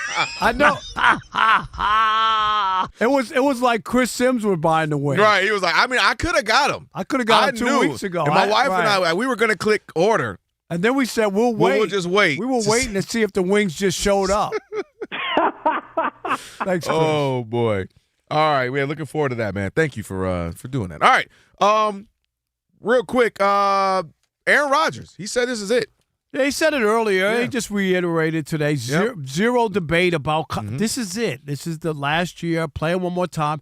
And I really believe, if it wasn't Mike McCarthy as coach, he would have retired. I actually agree. I really believe that. Because Mike Tomlin's gone. If it had been some new Joe Blow. Yeah. He wouldn't have done it. And Mike McCarthy probably said, can you just 1 year, let me get acclimated here. I agree. I just want to have and then we can figure out our next quarterback. For him, that's important. He's from Pittsburgh. This is his last head coaching job. Do you know what I mean? Yep. Does he want to come in and be 1-16 or 2-15? You know, like I don't think he wants to do that. So it makes sense. But I'm just I'm done with all the old guys. It's like the LeBron and Aaron Rodgers. Hold on. It's time. Stop. Well, I was glad when Tom Brady finally retired. After a while, it Hold on. You're going too fast, bro. Because I want to throw some names out. Rob G, you can hop in on this to have a little fun. Alex, give me some game show music here if you can. You just mentioned it, Rob. So if Aaron Rodgers Alex, that was ridiculous. How'd you have that on cue like that, man? You are goated. No, you're goated, man. So you just mentioned Aaron Rodgers said this is it. I'm going to throw some names out at you and you, Rob G, and tell me if you're like, no, I can go another year or two, or you're like, no, get rid of him. Djokovic in tennis. Don't care, indifferent, get rid of him. I'll keep him around. Keep him around? Yeah. He's still competing. He's good. Yeah, that's what I said. That's the crazy part. He could win a Grand Slam. About him. You talk. We never talked about Djokovic. Staying in the same sport. She just came back. Serena. Get rid of her. Rob G, Serena? We can't hear you. I like thicker Serena, so I'm good. You like what? I like when she was thicker. Okay. Hey, yo! Wow. You don't like the roast Serena? No. I'm in. Keep Serena as long as she is. So you're Just in wanna- with skinny Serena or what she looked like before? I'm gonna go with you on that one. Okay. Wait a minute. You know what? I gotta. Yes. Unbelievable. You won't believe what Kelvin has on his list. What did I have? Dan Patrick. Oh, I'm sorry. Wow. Wow. Oh, you didn't flip the Get other rid side. of him. Rob Parker was on the other side. The other. I'm the only old guy who can I'm stick the only around. old guy that can stick around. Those guys are older than me. That Don't is make true. it like I'm in Dan Patrick's true. class. Stop it. All right. Let's keep going. I am not with those guys. Bob Ryan. Bob Ryan. Get rid of Bob Ryan. Keep Bob Ryan. I need more Enough with memes in my Bob life. Ryan. Bob Ryan was not on my list, but since we started going about people in our profession, Matthew Stafford. Get rid of Matthew Stafford. He just Enough. won the MVP. Keep him. Keep him. Yeah, I mean, he's playing too good, but he won't play much longer. LeBron James. Get rid of him. No, I'm done with him. You're done with him? Done. Keep him. KD. Done. Yeah, I'm done too. KD. I'm done with him, too. Yeah, I'm done with KD. I mean, I told you he's NBA dead. I've been saying it for a year and a half. You have. He can hoop. We know he can still hoop, but I mean, whatever. He can keep playing, but it don't mean anything at this point. Steph. Keep Steph. He's fun. He is fun. All right, one more year. All right, one more. Wow, look at you. Look at you The growing only up. one he said keep. Let me see. Who else is on my list? On the back again, Steve Hartman. Hey, Steve Hartman got darker hair than both y'all. Rob, That's does it big say facts. and toupee or just Steve Hartman? Alex, keep talking like that. I'm gonna take those wings from you. That's Oh. right. Well, You back in know, 1985. when I was with the Raiders. Have you seen My Daughter Paris? You know what's funny is I saw Steve over the weekend. He asked about you guys. Now I'm going to say mean things next time I see him. Oh, wait a minute. Let me Hold on, see. who else is on that list? Fred Rogan. Oh, I'm Oh, sorry. no. Yeah. Yeah, well, I'm all right with that one. Hey, shout out to Fred. Yeah. He once gave us 300 wings. He did. 300? Yes. I won a bet off him. Remember? You know what the bet was? What was it? That the Lakers wouldn't make the playoffs when LeBron came and they didn't That's make the right. playoffs. Year one? 300 wings. 300 wings. It's the Did best y'all, thing Fred And ever what I did for do? Rob. Did I share it? I shared it. You did? y'all cool now or what? Who are you talking about? Fred. You're stupid, Rob G. No, I told you I got smoke with Fred, so yeah, You got smoke too. Everybody. Yeah. Right. Rob G got smoke with Fred. Yeah, I told Big you when facts. we were when Spectrum first started, he just had a whole bunch to say, are you that's guys right, ever he gonna do that? ripped it. Are you guys ever gonna do that? What about that? Well, I was like, dang, Fred, like we've been on air like 2 months. He had a whole lot to say. All right. Anybody else you want to add to this list? I just had all these athletes, but I got one, but I ain't gonna say it. Caution. No, I can't say what I'm gonna say. Caution. Too highly regarded. I'm not gonna say it. Rob. Caution. Get rid of him. I can't even say it. Some mouth done. reader might read it. I'm done. All right, that was fun. But yeah, Aaron Rodgers saying his last year. We'll see if he sticks to it. What if they mess around and go like, 13-4 or 12-5 in the he's post? 40. What is he? 41. 41. I believe. Yeah, Yeah. I think he. Yes, sir. And you see, he reconciled with his family and stuff. Yeah, he's going in the right spot. I man. agree with that. He's married now. He reconciled with his family. No, that's serious Like business. he's getting older, and I think he understands that. Like that's something because you take for granted your parents being around and all that true. stuff. And it would be bad if something bad happened and you never really over made it. nothing. Am I right? Allegedly, what it is that they left 2 chairs on an episode of what was the show? The Bachelor. His brother was on, and he didn't come home to be on the episode. That's what they say, and it was supposed to be him and his girlfriend at the time. I think it was Olivia Moon, whoever. And they were like, oh, on the episode, they were like, he didn't come. He didn't come, and so it was beef over that. And so, yeah, I'm glad to see. Shout out to mushrooms. The mushrooms might be helping with this, and all this reconciliation that's happening at USC, Chris. Wait, why'd I get that one with mushrooms? Oh, well, I mean, hey, if the shoe fits or if the shroom fits, do this, but take as long as you want. I will say this. You guys invoked Steve Hartman, and I cannot let this go without one time Steve was so distracted I had to start the show for him, and I had to do my breast. Let me try to do the impression. Wait, your breast? Hold on, this is getting carried away. No, I did say that. You tell us while I go eat. I'm listening. Living the dream. That's all I wanted to do. Living the dream. I am Steve Hartman. Anyway. You got some more work to do. You got to give me a little bit more of this. When I was with the Raiders, you got to give me more of that. No, I can't follow. Listen, I have to deal with him every Sunday, every damn Sunday. He's going to drive me insane. Anyway, Yes, well, let's get to the news here. The Eagles made Jalen Carter the highest paid interior defensive lineman in NFL history, signing him to a 4-year, $152 million extension. The Browns made Denzel Ward the highest paid defensive back in the NFL as both sides agreed to a 2-year extension worth $62 million. Buccaneers quarterback Baker Mayfield did not get an extension as he reported to training camp, so negotiations are shut down. He will play out the final year of his contract. 49ers head coach Kyle Shanahan told reporters he was distracted by his phone that he was the one at fault for the car accident that occurred on July 14th. Baseball scoreboard, the Diamondbacks with a 5-0 lead on the Pirates and now have the bases loaded. The Tigers are opening the can against the Orioles 10-0, top of the 7th inning. Rangers with a 3-1 lead over the Tampa Bay Rays, middle of the 7th inning. And the Cubs with a 7-0 lead on the Cardinals. Yankees, quick 3-0 lead on the White Sox, bottom of the 3rd inning. Back to the Odd Couple and their wings. Thank you, Chris. Appreciate it. Odd Couple. On a Trash Talking Tuesday, by the way, that's coming up. You want to get them lined up? Yep. 877-99 on Fox, 877-99 on Fox. If you want to get in for Trash Talking Tuesday, your chance to do so. Join now, our man, AD, hardest working man in show business. Antonio Daniels joining us now, NBA champ, Pelican TV analyst, SiriusXM NBA radio host, Fox Sports Radio NBA analyst, and hosting his basketball camp as well. And I'm in a good mood, Antonio, so I'm not going to attack you, and I know your voice is kind of ripped up. All right, cut our man some slack. What's up, AD? What's up, fellas? Yeah, my voice is gone. My voice is shot. How was camp? Like Doc Rivers. You do sound like Scott right now. Chris Paul and Ed Blake and BG were out there. You know what? The way you sound, you could blow a 3-1 lead. I'm just it's not Blake's fault. It's not Blake's fault. It's not on Blake. And that was a good one. Oh, my goodness gracious. Yeah, you already know what time it is, AD. Kelvin, I'm sorry, man. I'm sorry. No, I can't lie. That was a good one, though, Rob. Come on, that's off my dome. Antonio, that's off my dome. Because Doc made both of us mad with his, at least I got to the playoffs, and then, at least I got up to 3. At least I won 3. At least I won 3 in the series. Come on, Doc. Now, Doc, the only one was worse was Kenny Atkinson, who said, by analytics, we're up 3-1 in this year. Yo, Coach Daniels, you ain't never heard nothing like that. You ain't never heard that, right? No, analytically we won the series. Right, That's analytically crazy. we're up. We should be up in the series. I was like, what? Listen. I do my best to try and offer grace. I do. I try and offer grace, but when I heard that, I had tears running down my face. Right, I never heard in 40 years of covering sports. I never heard that. No, he said that out loud. It wasn't like we caught a private conversation. Right. He said that to us, the media. All right, AD, let me go here. Oh, go ahead, AD. That also created a different perspective on analytics.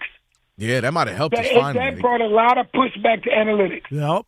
Good. I don't mind them being a part of the right, equation. But it can't be the whole thing. Exactly. Amen. Hey, AD, Amen. Let me ask you this. LeBron's in Philly. We know that. But I want to switch it and go to another great that folks are kind of having conversations about, and that is the fact that he did not become a Warrior. And now people are starting to sit here and question, well, what do you do with Steph Curry? Does he stick around? And does he play there, or do they owe it to him to find him a trading spot? What do you just make of Steph Curry with the Warriors and his kind of this run with him where he is now in his career? I mean, for me, me personally, I'm old school. I would love to see Steph Curry finish his career in Golden State. What did I say? Kelvin? I said he should be Derek Jeter, man. Mm-hmm. Don't wear anybody else's uniform, man. Don't do it. Yeah. It's funny because we've had conversations recently about players that have Tony Parker in Charlotte, Patrick Ewing in Seattle, Hakeem Olajuwon in Toronto. No, I don't believe it. I don't. Come on. And I know Steph is still playing at a very, very high level. But there are certain players I feel like, number one, he's earned the right to do what he wants to do. But I just know me personally, as a lover of the sport of basketball, I would love to see Steph Curry finish his career in Golden State. Yep.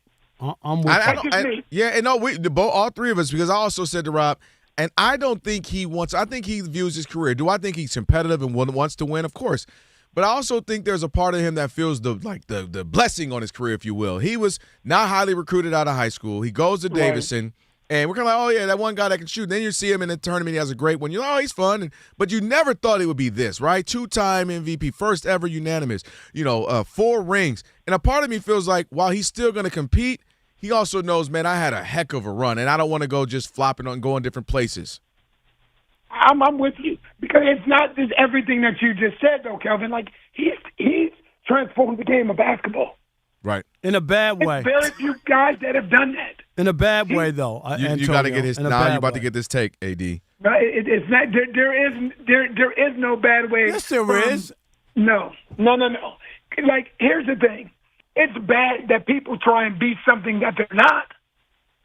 He did what was best for him. No, I get it. But people thought after that everybody was putting up threes. I'm just saying it turned the game around because he was taking – Antonio, you noticed early on, had he taken those ridiculous threes and not made them, it would have changed everything. Then the coach can say, dude, what are you doing? Like Mark Jackson back then. Hey, come on, reel that in. Well, he started making them. Right. And then that's the thing. I remember Mark Jackson saying at the time, and everybody laughed at him. He said the 2 greatest shooters. Yeah. Yep, in NBA history. And that the greatest shooting backcourt in NBA history. Oh my gosh, he has no idea what he's talking about. Lo and behold, here we are. Lo and behold. And the thing that it did, Rob, is it brought a different element to the sport. And it's not his fault. It's not like I hear you, Rob. I hear what you're saying. I just don't like the game. As somebody who's covered the league since 1987, and I've seen all the styles and utilizing players, and the one that gets me, Antonio, and I'll let you finish your point, was the team is down by 2, and they have a 3-on-1 break. You will remember this. It's a 3-on-1 break to the basket, and instead of the guys go to the hoop, 2 run to the wings, and the other guy passes it to 1. They take a 3 and they miss and lose the game. And I thought to myself, I get the 3 and stuff, but on a 3-on-1 break with a chance to tie the game, how do you not go to the basket? And that's when I was like, this is terrible. But to me, I don't think that's on the players. I think that's on front offices and coaching staff that are telling them at that time, that's a good shot. That's the difference. You remember when we grew up playing basketball? On a 3-on-2 and on a 2-on-1, if you take a jump shot, you were coming out the game. Yes. On that bench. No, come here. Right, come here. Here's the thing. Now, what if you didn't? What if your coach told you in a 3-on-2 or a 2-on-1 and you stop and you pull it up, that's a good shot? Terrible. Is that on you as a player, or is that on the coaches in reinforcing what is and isn't a good shot? Players only doing what they're being rewarded and told to do. You know what, Antonio? It's kind of like baseball. We talk about this all the time. Oh my gosh, the home runs and the strikeouts. Like in the old days, you struck out that much, you was getting sent to the minor leagues, 100%. And now they're like, we don't care what kind of out you make. We'd rather you still take a swing. You might hit it out the park. And that's made for bad baseball. And that's the same thing in both sports. And even in NFL, only passing. Everything's a passing down. It made for the sport to look bad. They forgot about the aesthetics and just the view. We like to see guys. Yes, we like to see post up in mid-range. Go ahead. That's what sports has become. You guys are talking about the NFL where it's all passing. Why? Because you put up more points. Right. You're talking about Major League Baseball where no matter what, you swing for the fences. Why? Right. Because it puts up more points. In basketball, when you stop and it's a 3-on-1 or a 3-on-2, shoot the 3. Why? Because it's more points. This is what sports has become. Crazy. It's always been entertaining, but now the more points is beneficial. No, that's what these commissioners are pushing. Yeah. No doubt. We're not. I certain the game visually, man. Antonio, man, we appreciate you. We know your voice is stripped. Hey, again. Thanks for the work you do with the kids and the summer camp. I know that's a labor of love, and it's important. I tell people all the time, man, life is about people, man. If you can help anybody, you never know. One of those kids in there might get a college scholarship because you taught him something, you know what I mean, that down the road he could utilize. It's important. So I commend you. Hey, Doc, we appreciate you. Appreciate it, fellas. No doubt, AD, man. All right, one buddy, of the best thank in the biz. All right, line on up. 877-99 on Fox. It is time for Trash Talking Tuesday. Trash whoever, whatever. We will not interrupt. And we definitely not going to interrupt right now because we're trying to get to this food right now. We got these wings. Let's just get to break. Are y'all Trash Talking Tuesday next.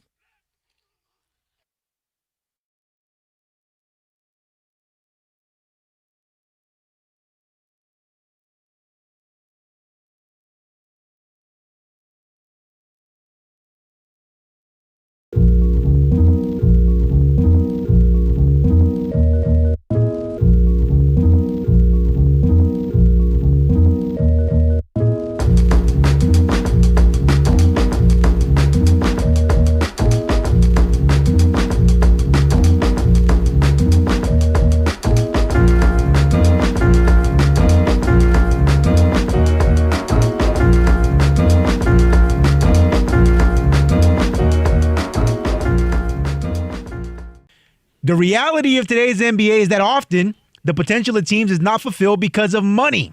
And I just want to make sure it's never our case. And what's interesting about that is Adam Silver said himself last week that, hey, this second apron is working exactly the way we want to. And if guys got to take less, I'm paraphrasing here, then that is what it is because this is what we want in today's NBA. He wants that reality that requires some kind of sacrifice. It ain't what we wanted, Rob G. It's not what we basketball fans wanted. It's not what we asked for. And if you look at we, the fan of any decade, over the last 40, 50 years, we typically have enjoyed what the product has given us. And what, if you want to go back to what saved the NBA, well, we had Magic and Bird and the Lakers and Celtics and rivalries there and competing even within their own, divisions. You had the 76ers and the Celtics. Then you had the Pistons and the Celtics, with their own conference going at it. Like you had these battles where you saw teams have to earn it. Rob, they had to go through, that. You were, covering the NBA then. Teams had to go through it. They had to fight 2 or 3 years to beat the team. The Pistons to the Celtics, the Bulls to the Pistons, so on and so forth. Then you got to ultimately a few finals appearances with the Lakers and Celtics. Then you get to the 90s where Michael Jordan is the absolute best player on the planet, and we got to see the best player in the finals 6 years out of the, 10 in that decade.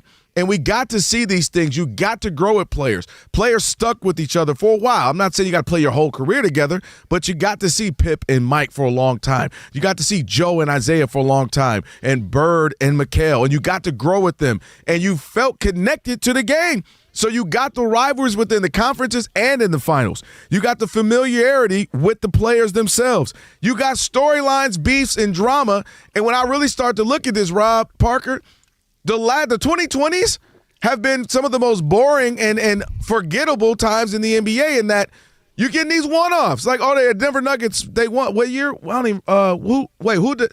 No, the Nuggets played, no. The Bucks beat the Suns in 2020. I don't remember. Aside from the Knicks, and if you want to go, because the whole world was going through with the bubble and the Lakers, obviously that was a wild time for literally all of humanity.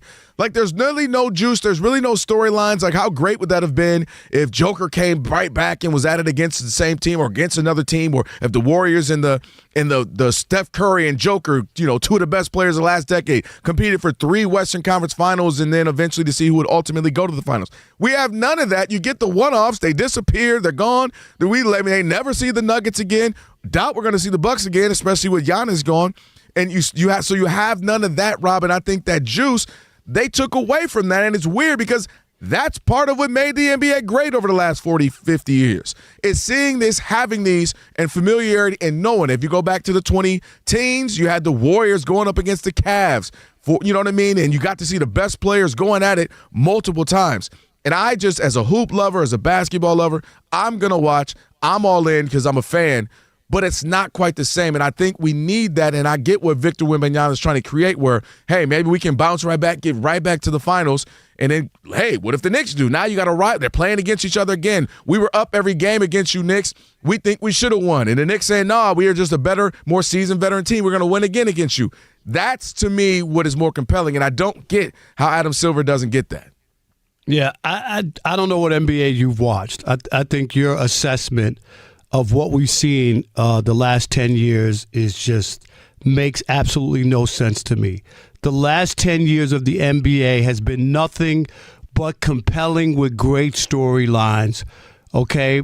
Kawhi Leonard goes to Toronto, all right, after the whole issue with the Spurs helps them win a championship, the first championship ever we've ever seen in Toronto. Then you could talk about the Lakers.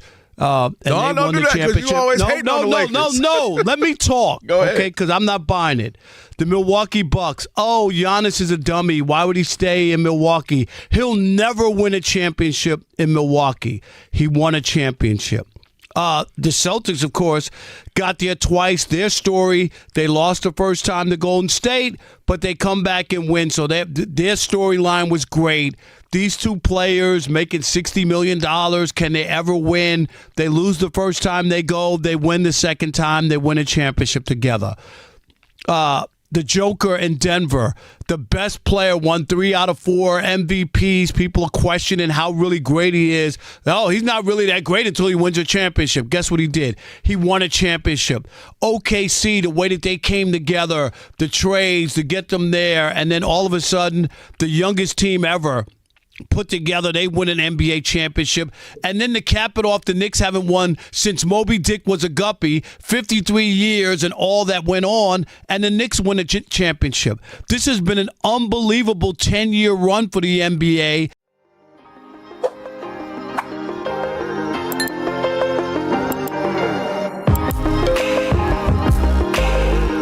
Fox Sports Radio, shout out to AD Antonio Daniel joined us on Trash Talking Tuesday, which, by the way, Rob, I see people aren't playing around. We'll see who's going to get some of the smoke. Me, you. I know. What teams, what players. We'll see in just a minute. It's time to get your financial portfolio game ready. With Webull, get powerful investing tools, real-time data, all in one platform. Get started by downloading the Webull app today or visiting Webull.com. Webull Financial LLC, member SIPC, FINRA. Investing involves risk, and for more information, visit Webull.com/disclosures. And Elijah, we did not forget you, so when you do come in studio, the next round of wings, you will be included. So shout out to Elijah. You know Did I just put my whole play right here? I know he mad at me. Elijah's like, okay, so this is the one time I stay at home, and look what I got. All right. The one time? Yeah, you know what I mean.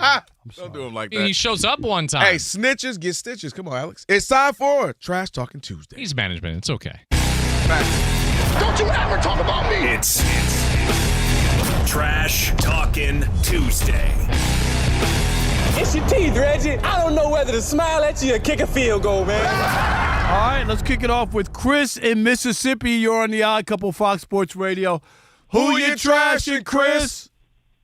Well, happy Tuesday to y'all fellas. Hey, I love what y'all doing. Continue doing what y'all doing. Appreciate you, Chris. I feel like he's setting us up, Rob. He about to, but I gotta trash y'all today. Oh, Rob gonna love who I'm finna trash.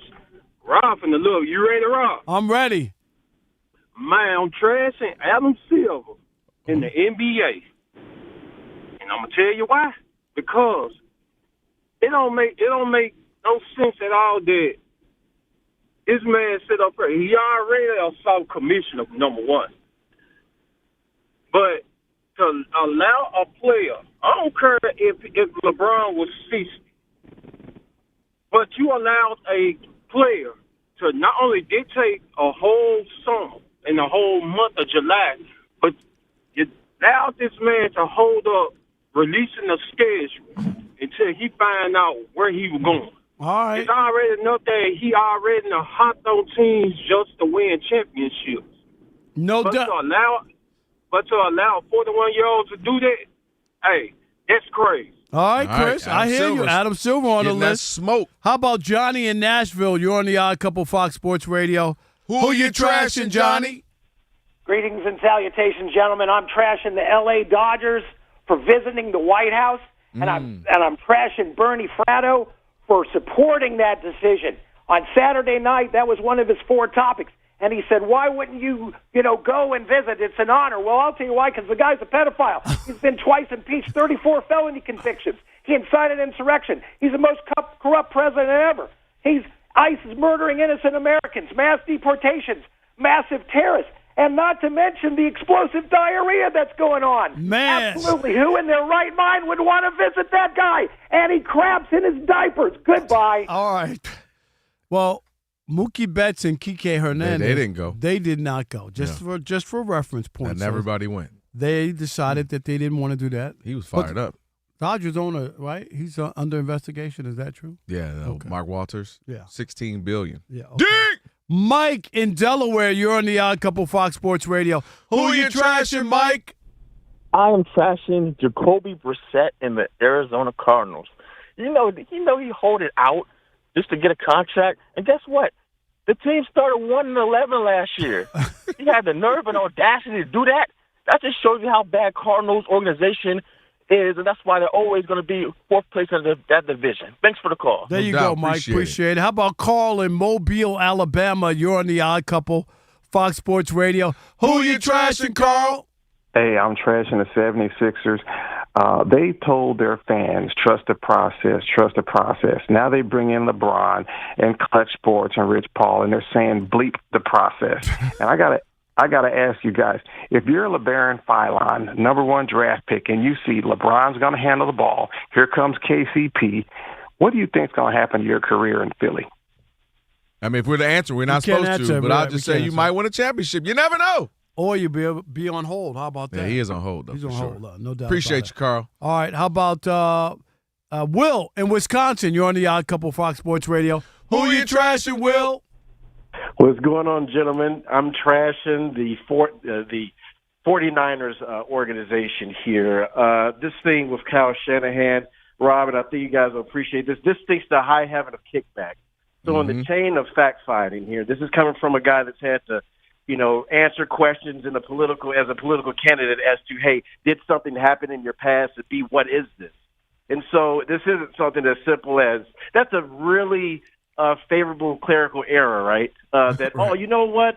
We put the wrong person down in a process where, and now that we're getting the story here, that's enough time for someone, let's say insurance or people to say, who is at fault so we can pay someone here for damages. So that's enough time for somebody to have to get that story straight. So, I mean, it's such a wholesome explanation that, and this is coming from someone that's been in the military and part of fact finding and all sorts of things where, maybe the event happened, but, the truthfulness of it is kind of stretched. And so somewhere, some way, the 49ers, major assets not available, but we didn't decide to give you such that wholesome answer so quickly that I'll just say it's likely that it didn't happen that way. Thanks for taking the call. All right, appreciate you, it. man. Thank you. How about Andrew in Bakersfield, California? You're on the Odd Couple Fox Sports Radio. What's up, Andrew? Who you trashing, Andrew? Hey, guys. I'm trashing LeBron James haters.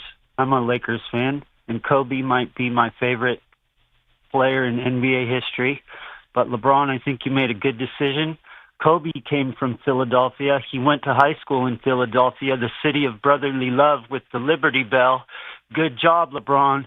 Thanks. You got this. No doubt. All right. Whoa, was that a rare Kobe and LeBron fan? Are you allowed to do that? I think he's being sarcastic, kind of, right? No? I don't know. He sounded like he was trying to be sincere. I think. All right.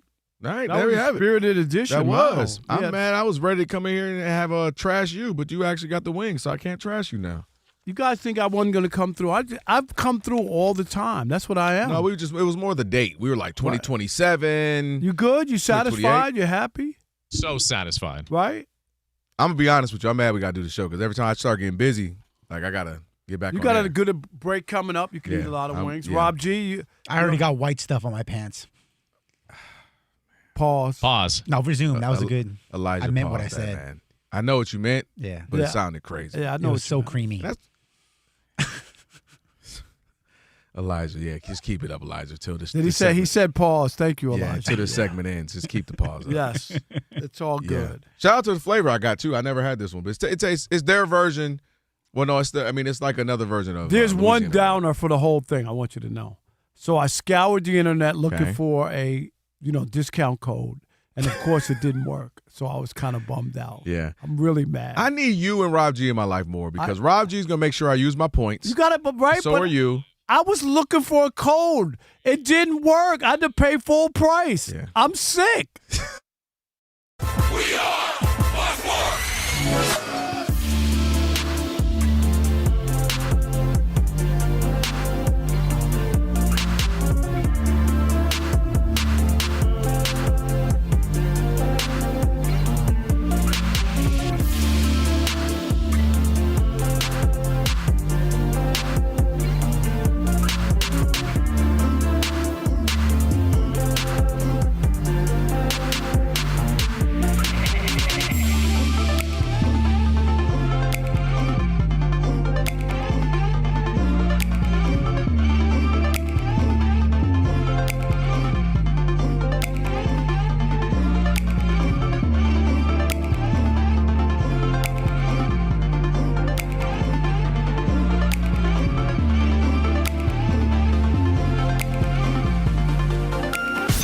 there's so many weird stories in the WNBA, but there's one in particular, and it has to do with Sophie Cunningham.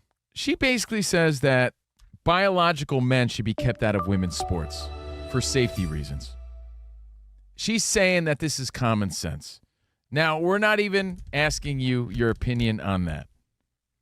We're basically saying, based on this, like Yahoo News, all major websites, they're saying that she should be suspended by the WNBA because of her comments. And I think what Sophie Cunningham's saying is a sentiment shared by most people I know, I'll be honest. And I think that the fact that she's standing by her opinion is something we all should do, no matter what side of an issue you're on. The idea of caving because social media or someone's trying to make you feel bad about or they're demanding your a suspension and protesting, and that's what it might get to at this point, because that's the story, is outrage because they want her suspended. But because it's so disingenuous the other way. Right. It's like, Danny G, if you had a belief about something, whether it was religious, personal, something, if you had a belief, and I said, Danny, I don't like your belief. You should change your belief. And you're like, yeah, man, but that's my belief. I feel like I should get Mondays off from Covino and Rich. If you change your belief. Stand by that. If you change your belief, Danny G, just because I'm like pressuring you to, that makes you a weak-ass dude, if you ask me. Yeah, I'm taking my day off. Unless I don't care what you say. Unless it's like rooted in true hatred or like racism or something terrible, then that's another story. But this isn't. This is her opinion on trans people in sports. And I'll be honest, I think a majority of people agree with what she says, and I'm so glad she is not bullied into some BS, disingenuous apology. No, it's not the first time we've heard opinions on this particular subject. Does it continue to grow? Does this become a bigger story because of Sophie Cunningham? And does this open up the floodgates again for more controversy and for this story to grow? It's developing as sort of growing as we speak, but does it explode? And what are your thoughts? Again, not necessarily on the subject matter, but on, do you find her to be more likable because she's not backing down?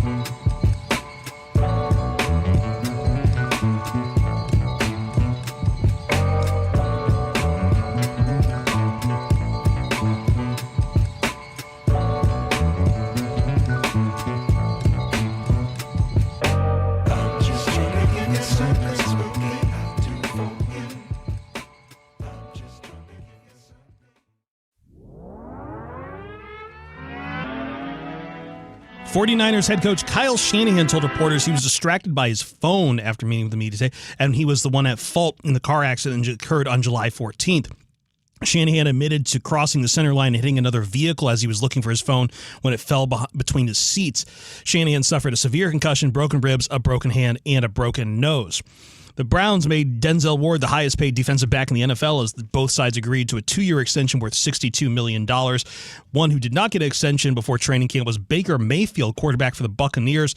Mayfield previously said he would shut down negotiations at the start of camp, so he'll play out the final year of his contract. 4 home runs for the Tigers, bottom of the 8th inning, as the Tigers are taking a 14-0 whooping on the Orioles. Diamondbacks with a 6-0 lead on the Pirates. Marlins in the 9th inning holding on to a 1-0 lead on the Phillies. I'm Chris Perfett. I've been covering this league since 1987.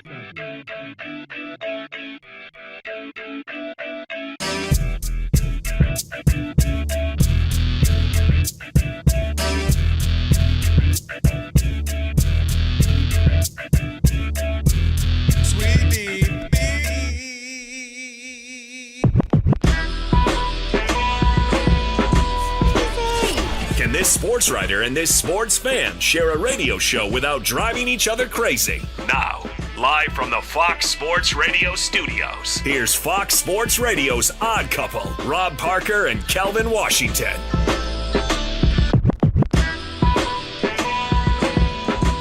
Hour number 3. Number 3. After a spirited edition of Trash Talking Tuesday, Rob Parker, Kelvin Washington. We are indeed the Odd Couple here on Fox Sports Radio. You might be watching us as we speak. Be sure to check out our YouTube channel. We got plenty of subscribers, but we want more. All you got to do is just search Odd Couple, FSR, hit the on YouTube, and hit that subscribe button. It's pretty simple. That's all you need to do. Again, you could also tap the thumbs up icon. You can comment away. Again, check us out on YouTube.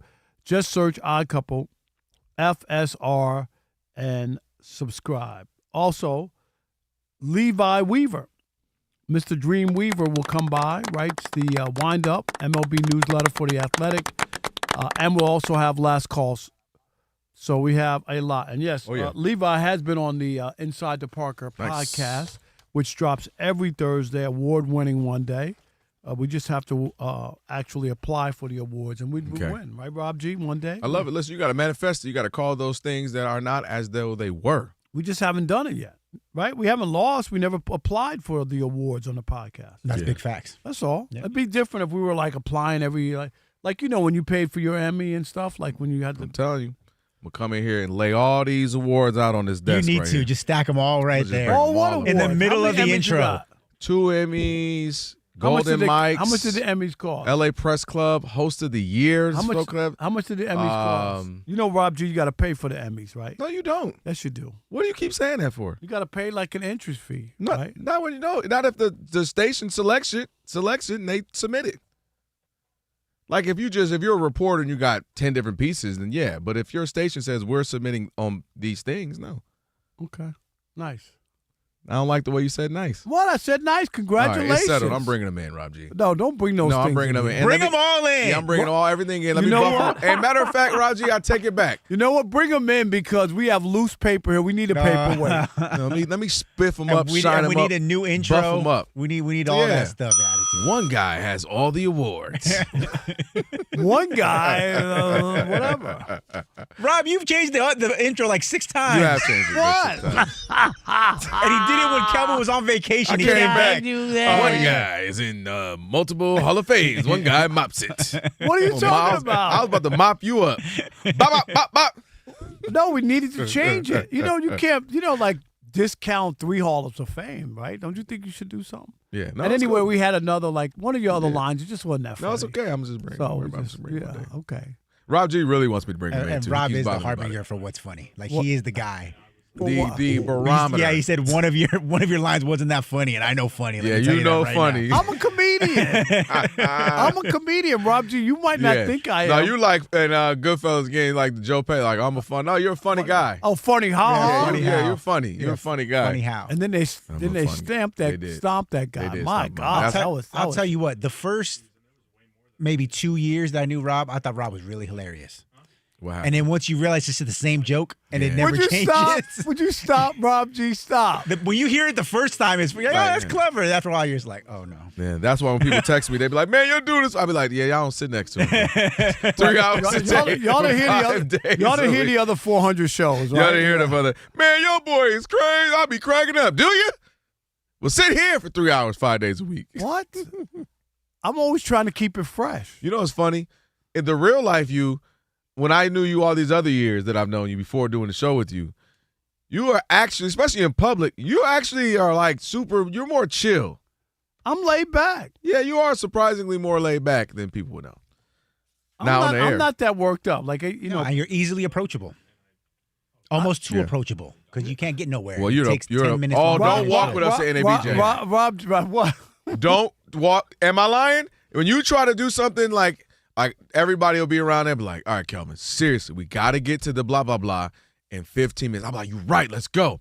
And Rob knows how it goes. Every 10 steps, oh, what up, boy? How you been? I was like, call me later with you.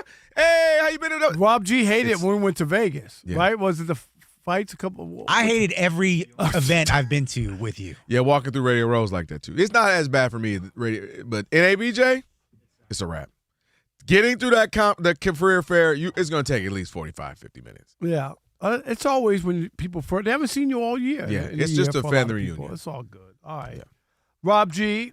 Trying to be a family reunion up in the Bay. Draymond Green, he had his reason. I thought he had LeBron on lockdown since he's opting out of money and stuff. Yeah, I know, and all that. And after Draymond, decided that trying to fight his rookie for putting a bad pitch out there for LeBron because trying to ruin things because LeBron's coming to the Bay and everyone's all excited That's about what it. He said, oh yeah. And ultimately, no, LeBron James taking his talents back east for a veteran minimum contract with the 76ers. So he decided not to go with his BFF. He didn't want to do it. And Draymond has a theory as to exactly why LeBron went with Philly over Golden State. Take a listen. If you go back to Cleveland, even if you go back to Cleveland and win a championship, it's not going to be as good as 2016. If you go to Miami and win a championship, it's not going to be as good as 2012, 2013. Those two places kind of got eliminated just because. You look at Golden State, and I ultimately don't think Brown was ever able to get over the history.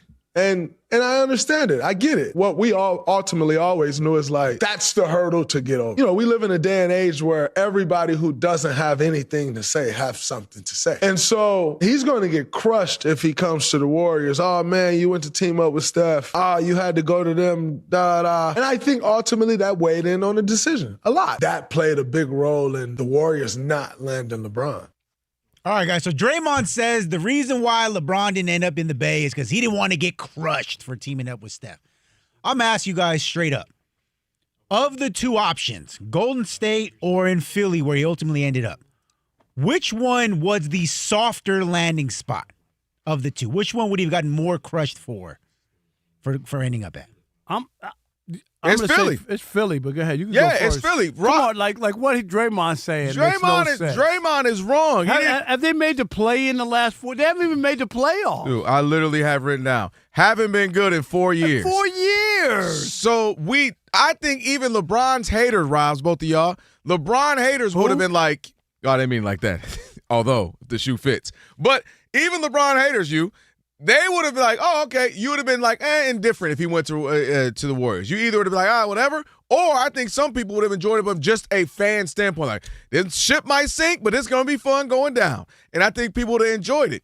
And I think, not to mention, listen, he's talking about the rivalry. Yeah, but they got over that because one hand, if you're LeBron, you look at it and you say, well, I came back and beat y'all. Y'all the ones that had to call KD. Thank you, the 3-1, right. I came back and if you didn't get KD, y'all might not have any of those. There you go. Let's be honest. So the rivalry isn't quite what he's making. He's overselling it. And I think he's misunderstanding that people would have enjoyed the fun factor. Why he isn't there is because y'all roster ain't that good. And that's why it's Philly where he would get more criticism because people will say, look at this roster. And he's taking the easy way out. You're taking the easy way out. Look how loaded they are. When they got Jaylen Brown, they already became a very good team. Now you add yourself and look at what you got. So that he would get more smoke going for Philly, that he's ring chasing and, he's trying to pad his stats or whatever. Then going to Golden State where the expectations would have been low. Everybody just would have looked at it as a fun, entertaining thing. He's going to play with one of his best friends in Draymond, one of his good friends in Steph, who, by the way, they pieced up. This ain't Jordan and Zeke, who hate each other to the grave. This is different. LeBron and Steph don't hate each other. LeBron said, they asked him, man, on his own show to shop, who do you want to play with? A couple years back, who did he say? Steph Curry. I thought he said any superstar that can help me win a ring. No, that was what the subtitle said. He said Steph Curry. They played in the Olympics together. So, yeah, I just think the Warriors would have been the one that most people went, indifferent, or people like, oh, this will be fun. Whereas Philly, I think he has and would have continued to catch more flack. It's obvious. Draymond is, of course, He hurt. That's what he is. He can't give you an honest opinion or one that's not through Golden State Warrior colored glasses. Because the idea that that's the reason, it just doesn't make any sense. It's Philadelphia. He got crushed, and even I think wasn't there a promo from Dan Patrick or something saying about LeBron's done all this stuff right, and he still got crushed by taking less money, a low contract and going to Philadelphia. Because people look at that as you got a shot to win, and you pick first. You asked the Knicks if they were interested, and they won a championship, and then you go to Philadelphia after just getting Jaylen Brown. I don't think if they got Jaylen Brown and who was there? Tyrese Maxey? No. Oh, Paul George. If Paul George was there, I don't think LeBron's going. You know what I mean? Like I don't. I really don't. Right? Is that what that Rob was G? reported? They said that he wasn't really looking at Philly until they got Jaylen Brown. And so the idea, and again, we talked about it. Golden State hasn't been good. They've been in the play-in 4 years in a row. They haven't made the playoffs outright at all. So, and then to go there with that old team and look at it and think, people, like you say, it's more for the idea of like the entertainment value of these names playing together, but not like a serious competitor. They're going to beat the Spurs and OKC. We forget about Denver and these other teams. They're going to beat those two teams? No, they're not. So that's the whole idea. I think, as usual, Draymond missed the mark. Yeah, I just think he's a little bit burned because remember, Draymond opted out. So I think there's a little bit of him like, hey, dog. Well, he got a deal. What do you get? I know he opted. He got it the same deal that he was going to get back. But I'm just saying, hey, I made it public. I'm opting out. I'm trying to, hey, yo. I'm making it public. We're going golfing. I'm making it public. I'm making, that you need to be here. So I think a part of him is kind of like, hey, dog. Yeah, I made it. Basically told you that he has no clout with LeBron. Yeah, Draymond Green has zero clout with LeBron. All of the bowing and praising and fluffing of LeBron, none of it paid off. None of it paid off, Rob G. He couldn't deliver a 55-year-old with a senior coffee and an egg roll. I mean, nothing. LeBron should have been running like a puppy dog to Draymond. A coffee and an egg roll is how I know you just was talking. A coffee and an egg? You didn't say coffee and a coffee cake? I was going to say a McMuffin. Even a McMuffin would be fine. An egg roll. It's just, my point is. Oh, I see what you did. The Bay Area, they got the Chinatown there. I'm just saying. I see what you did there. You got to know what area you're talking about. I'm just saying. I see what you did. Meanwhile, I was there. Where were y'all at? Y'all didn't come eat with me. You get my point. Well, you went off on his own in the Bay Area. No, actually, I didn't. Kelvin had something going on, too. I don't know what was happening. He disappeared on us. I ordered it in. I was the fattest I'd ever been. I ordered in my Chinese. Remember I kept bringing that up to you, Rob G? I'm going to get my Chinese food from RG Lounge. Got my Chinese food. Then I was so fat, Rob, I walked the block to this little bodega and got a cheesecake at like midnight. I know where that bodega was, right from the hotel, 1 block away. Yeah. Oh, what you get? You was fat too? No, I didn't get that. I didn't get it. Oh, you remember my sweets? fat? What was you getting? No. But I saw that, and of course I didn't get the cheesecake because it was too expensive. I can't afford that. It was like, even though the company's paying, I'm not paying. Yeah, it was like, the company paying, you would definitely do it, and you would tell them add 4 more. So don't forget when we get back from NABJ, we're getting cheesecake. Oh, we back. I'm going to have Scott buy his cheesecake. Does he know this? You just told him. I'm just telling him now. Scott's listening to the show. Because we had a couple of shows, clips of over 1 million. That's the reward. That's that makes our sense. bonus. That makes sense. Right, Scott? What about the rest of us? No, for us. But not everyone wants cheesecake, Rob. Well, you don't want cheesecake? What if we wanted what if we wanted ice cream? Where they do that at? Who don't want cheesecake? Who doesn't I'm just saying, what if as a unit we want something besides cheesecake? All right. I'm just saying, I know you want vanilla bean or cheesecake. Reese's for me. You get the vanilla bean. You and Alex get the vanilla bean. Alex, vanilla bean cheesecake. One spoon for y'all. What's up? I hate Rob G talking for me. What'd you say? I said, Alex, your vanilla bean cheesecake, right? Oh, God, yeah. Yeah, I'm saying that Scott, once we get back from NABJ, because we did went over 1 million on views, maybe he could give us a little bonus. Do you think he's going to be that generous when he hears the first installment of One Night at Kinko's, the segment that's coming up? Now, when are we doing? Because they're already working on the intro. It's going to be incredible. it's going to be real seductive. Oh, God. Guys, I love it. You guys are crazy. I already know now. This is going. It's Let's gonna- put a pin on that it's for gonna be maybe next week. very colorful. Is this going to be X-rated? It's only going to be able to be aired in the third hour because the third rail, Yeah. Safe harbor. We got to really pay attention to what we're doing. Who wrote the open? I'm afraid now. Uh-oh. Scott's texting. I Here see we what he go. says. Dang, he really be listening. He does. Hey, Scott, you got to relax. I want to talk about my boss, but I know it's going to be real-time response. Scott's got the question mark cheesecake, right? And tell him go relax. Yes, Scott, we need a cheesecake once we get back from NABJ. And we're just celebrating our... We'll find something to celebrate. Right? Yeah, just leave the company card. It'll be coming up on 2 years officially with us. That's what we celebrate. That's right. Yeah, that's what we celebrate. And we'll be ready to start the third year with you and Alex. The 12th, 15th, Rob where G. y'all at? 22? 9. 9? Unbelievable. So you count the weekend show? What? You're counting the weekends then? No. I said starting our 9th. No, we'll be starting our 8th. No, we would have finished 8. 2 with Kelvin and 6 with Chris. That's 8. No. What are you talking about? Rob, the show anniversary is my daughter's birthday.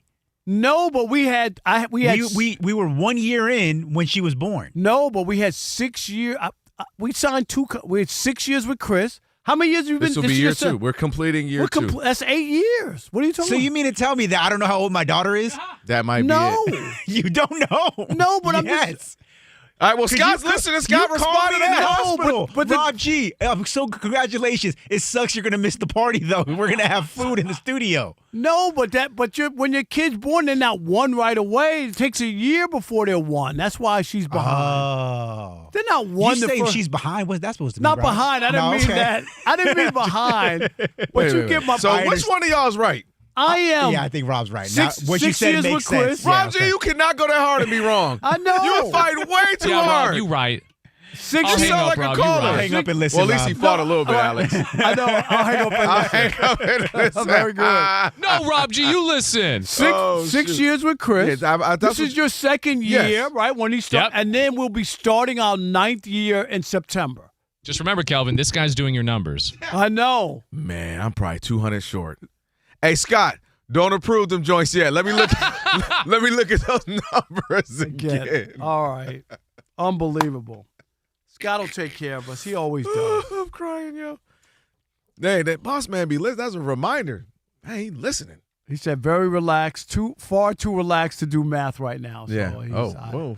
I got it. Little All happy right. hour for the boss man. I know. Here we go. All right. He off the gummies? What are you doing over there? Would LeBron have gotten more crushed if he signed with Golden State Warriors over the Philadelphia 76ers? 877-99 on Fox, 877-996-6369. We'll continue that conversation next with you. It is the Odd Couple on the Trash Talking Tuesday. Rob Parker, Kelvin Washington, right here on Fox Sports Radio. Stick and stay. If you think LeBron got 29 or 29 or 250 in the US of A.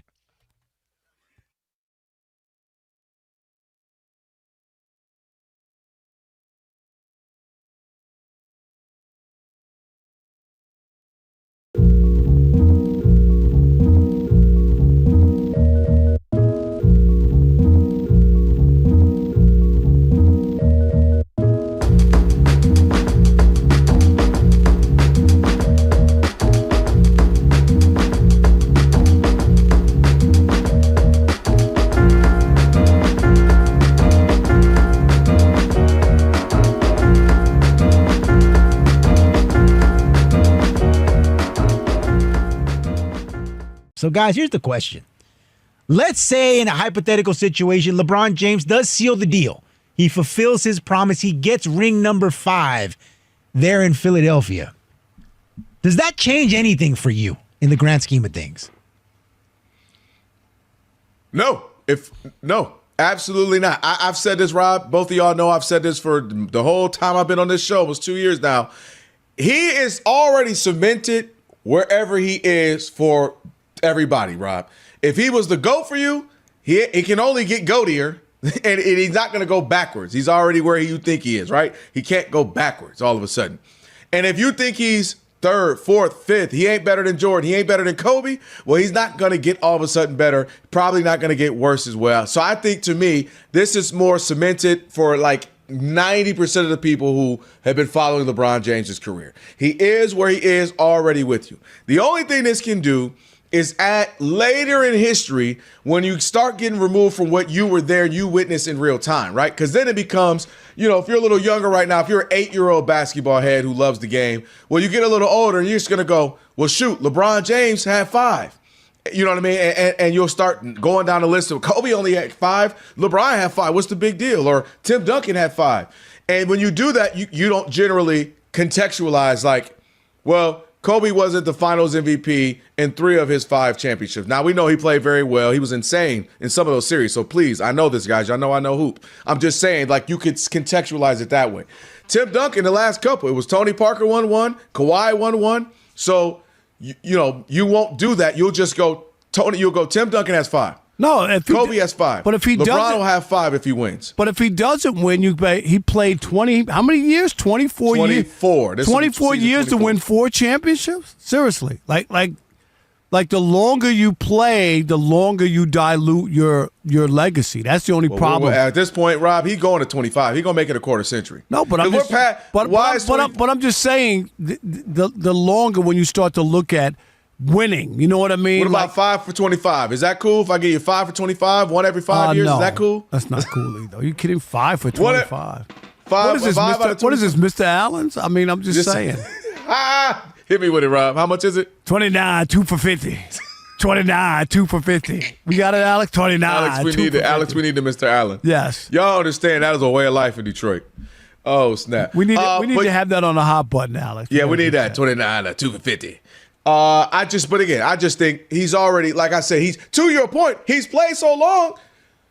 5 years ago, you made up in your mind whoever he was. Like everybody, he did. He was the GOAT, or he was second, or he was third. I don't think this changes anything, especially considered if he were to win, there's a great chance he might not be Finals MVP. So people are going to say, well, he wasn't even the one. It was Tyrese Maxey or it was Jaylen Brown. I think that hurts too. I do think that hurts. You don't think so? But it doesn't hurt Kobe. Steph Curry. It doesn't hurt him. But I'm just that saying, he finally got. He's only one-time Finals MVP of the 4 that he has. Yeah, right. Kobe but that does hurt him, and that's why That's why Steph really would never in that conversation about being a GOAT despite 4 championships. He's never been in that. They don't use that against Duncan. They don't use that against Kobe. Tim Duncan, Tim Duncan won what? 5 out of 6. Yeah, right. 5 out of 6. Yeah. Which is insane, by the way. It is. I told you he's a Duncan's insane. He's a Kawhi Ray Leonard Allen jumper. No, a Kawhi Leonard free throw away from being 6 for 6. Oh yeah. I thought you were gonna say that Ray Allen. That would have given him. That would have given him a 4-point lead, and Ray Allen's 3 wouldn't have mattered. You know that? You're right. Like you're right. Maybe that's Kawhi left. Why he left? He was like, "Hey, they mad at me. All I did was miss a free throw." But you. 29. How much is it, Alex? 29, 2 for 50.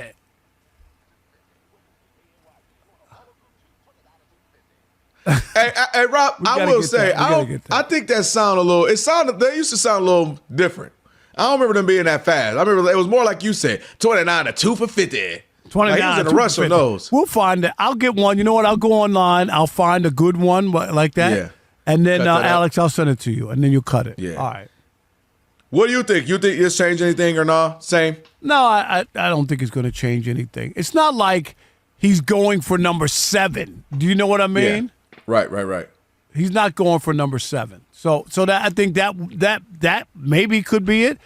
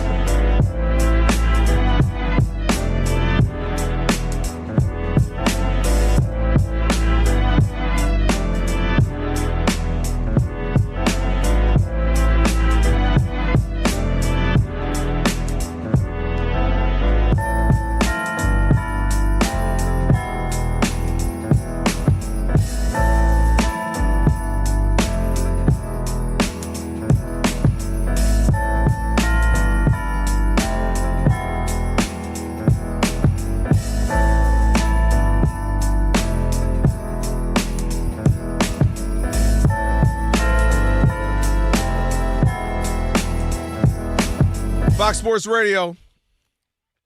It's like I'm about to rock out right now. Odd Couple. Rob Parker. Is this 70s rock? What is this? I don't know where. I'm going to see where it lands. Rock? No, this is 80s Alex, rock. You know I can sample this. Is this 80s or 70s? 80s? All right. Yes. Who is it? I might need to sample that. Come on. Don't dare say that again. Let me hear it. I don't know it. You know it, Rob? Who is it? It's Rush. Yeah. I'm be honest. I'm out of. That's one I'm not into. Rush. That's impressive. You don't know them. All right. Yeah, I know all that. Yeah, I'm actually shocked. Levi Weaver in about 4 or 5 minutes. Stream us live wherever you happen to be in the iHeart app. Catch us in all your favorite Fox Sports Radio shows live 24/7 in the new and improved iHeart app. Just search Fox Sports Radio in the app to stream us live all day, every day. And be sure to select Fox Sports Radio as one of your presets in the iHeart app, so it's always going to pop up at the top of your screen. Rob, we got an LAPD pursuit of stolen car, possible armed robbery. Rob, don't they know they're going to get caught? No, but it won't be reported by the LA Times or anybody for 2 weeks. I mean, really. Maybe if you trying to say Sean McVay, Sean McVay ain't gonna get reported. Unbelievable. Sean McVay. Oh, wait a minute. Who's in the car? Sean McVay? Okay. Don't even talk about Don't it. talk about that. Don't bring it up. I still can't believe that. I know. I can't believe a couple people trying to act like we're crazy. We're not crazy. All right. We're crazy, but not on this one. No. Let's take a call real quick. Talking about Draymond saying the only reason why LeBron didn't come to Warriors because it would have been too much of a pushback and because he, all the rivalry. Neither one of us buy that and think Philly for sure is the answer because people say he's coach chasing. He's taking the easy route, going to Philly. Let's get a call. 877-99 on Fox. Who we got? MJ in New Orleans. You're on the Odd Couple Fox Sports I already know Radio. MJ. This is going to be interesting because MJ, he on the team, don't like LeBron too. What up, MJ? What up, man? It's my Beignet brothers. What's good with it? How y'all doing? Doing good, brother. We ain't have Beignet, but I had some Louisiana rub on the wings today. Hey, man, you got some good stuff there, man. I hope they did it right for you, man. They did. Hey, man, I do not hate LeBron. I just like his game. That's what. With this here, man, the Browns was going to get roasted again, taking the ball Kareem gave him, going on another team. Good fella Pat Riley already took his cookie. Kyrie wasn't spinning the block, running it back in lead land. He already played with Steph in the Olympics. Draymond Green took his money off the table.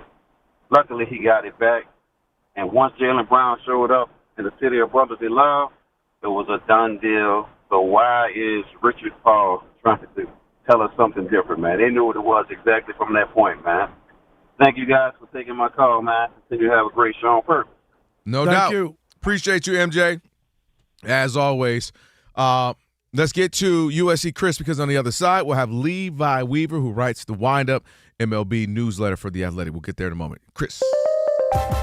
All right, guys. We'll put the Rush slander aside for a second, too. Can't believe you Rob, you don't know Rush? I don't want to say slander. I just wasn't hip to him. I'm into the hard rock stuff like Rush. I was not into Rush. I couldn't tell you any songs of Rush. It's for me growing up, we had like the classic rock station in Toledo, and it felt like that was inescapable. I wasn't into it, but like they played Rush like probably, I don't know, what's the limit, twice an hour? I'm into classic rock, but not hard rock like that. Well, it's like it's prog rock, sure. Hard rock would be like Metallica or something?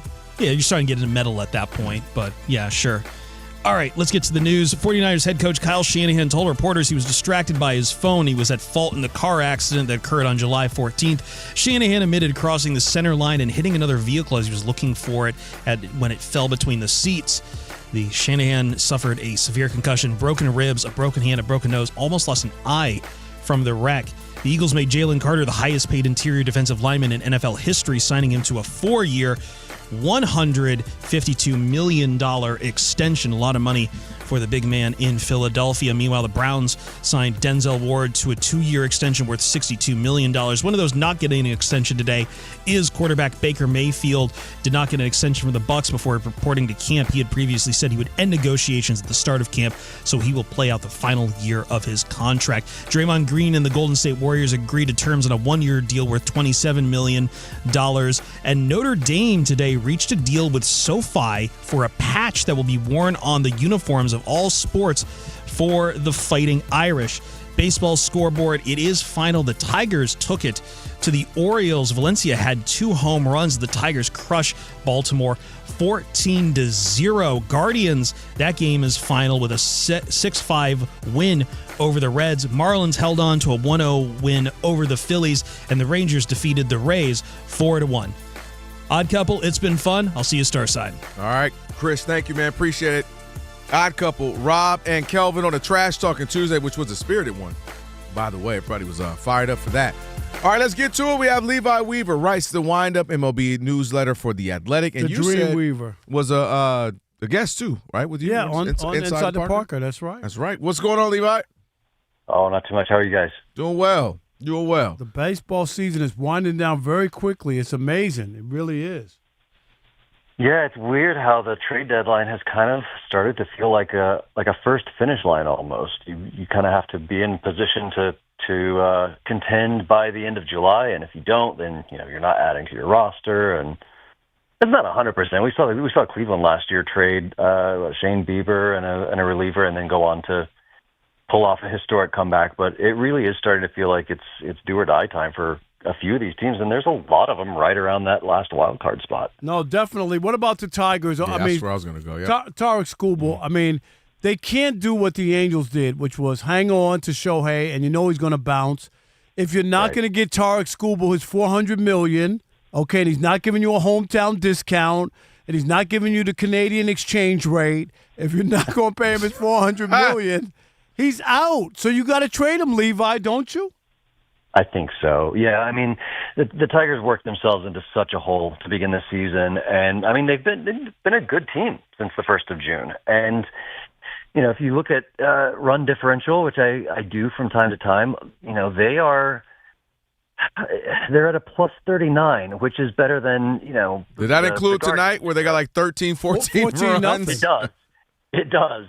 But, the Guardians, Twins, and Astros are all, the Guardians are in a playoff spot. The Twins and Astros are within 2 games. The Rangers are leading their division. All of them have negative run differentials. So it's such a perplexing place for the Tigers to be. I think if they do keep Skubal, it won't be because of the next 4 games now after tonight.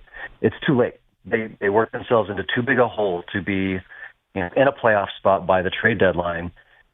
It's going to depend on looking at their roster and seeing if they believe that what they have is enough to contend and to add to, or if it's time to trade it. Personally, I think it's time to punt.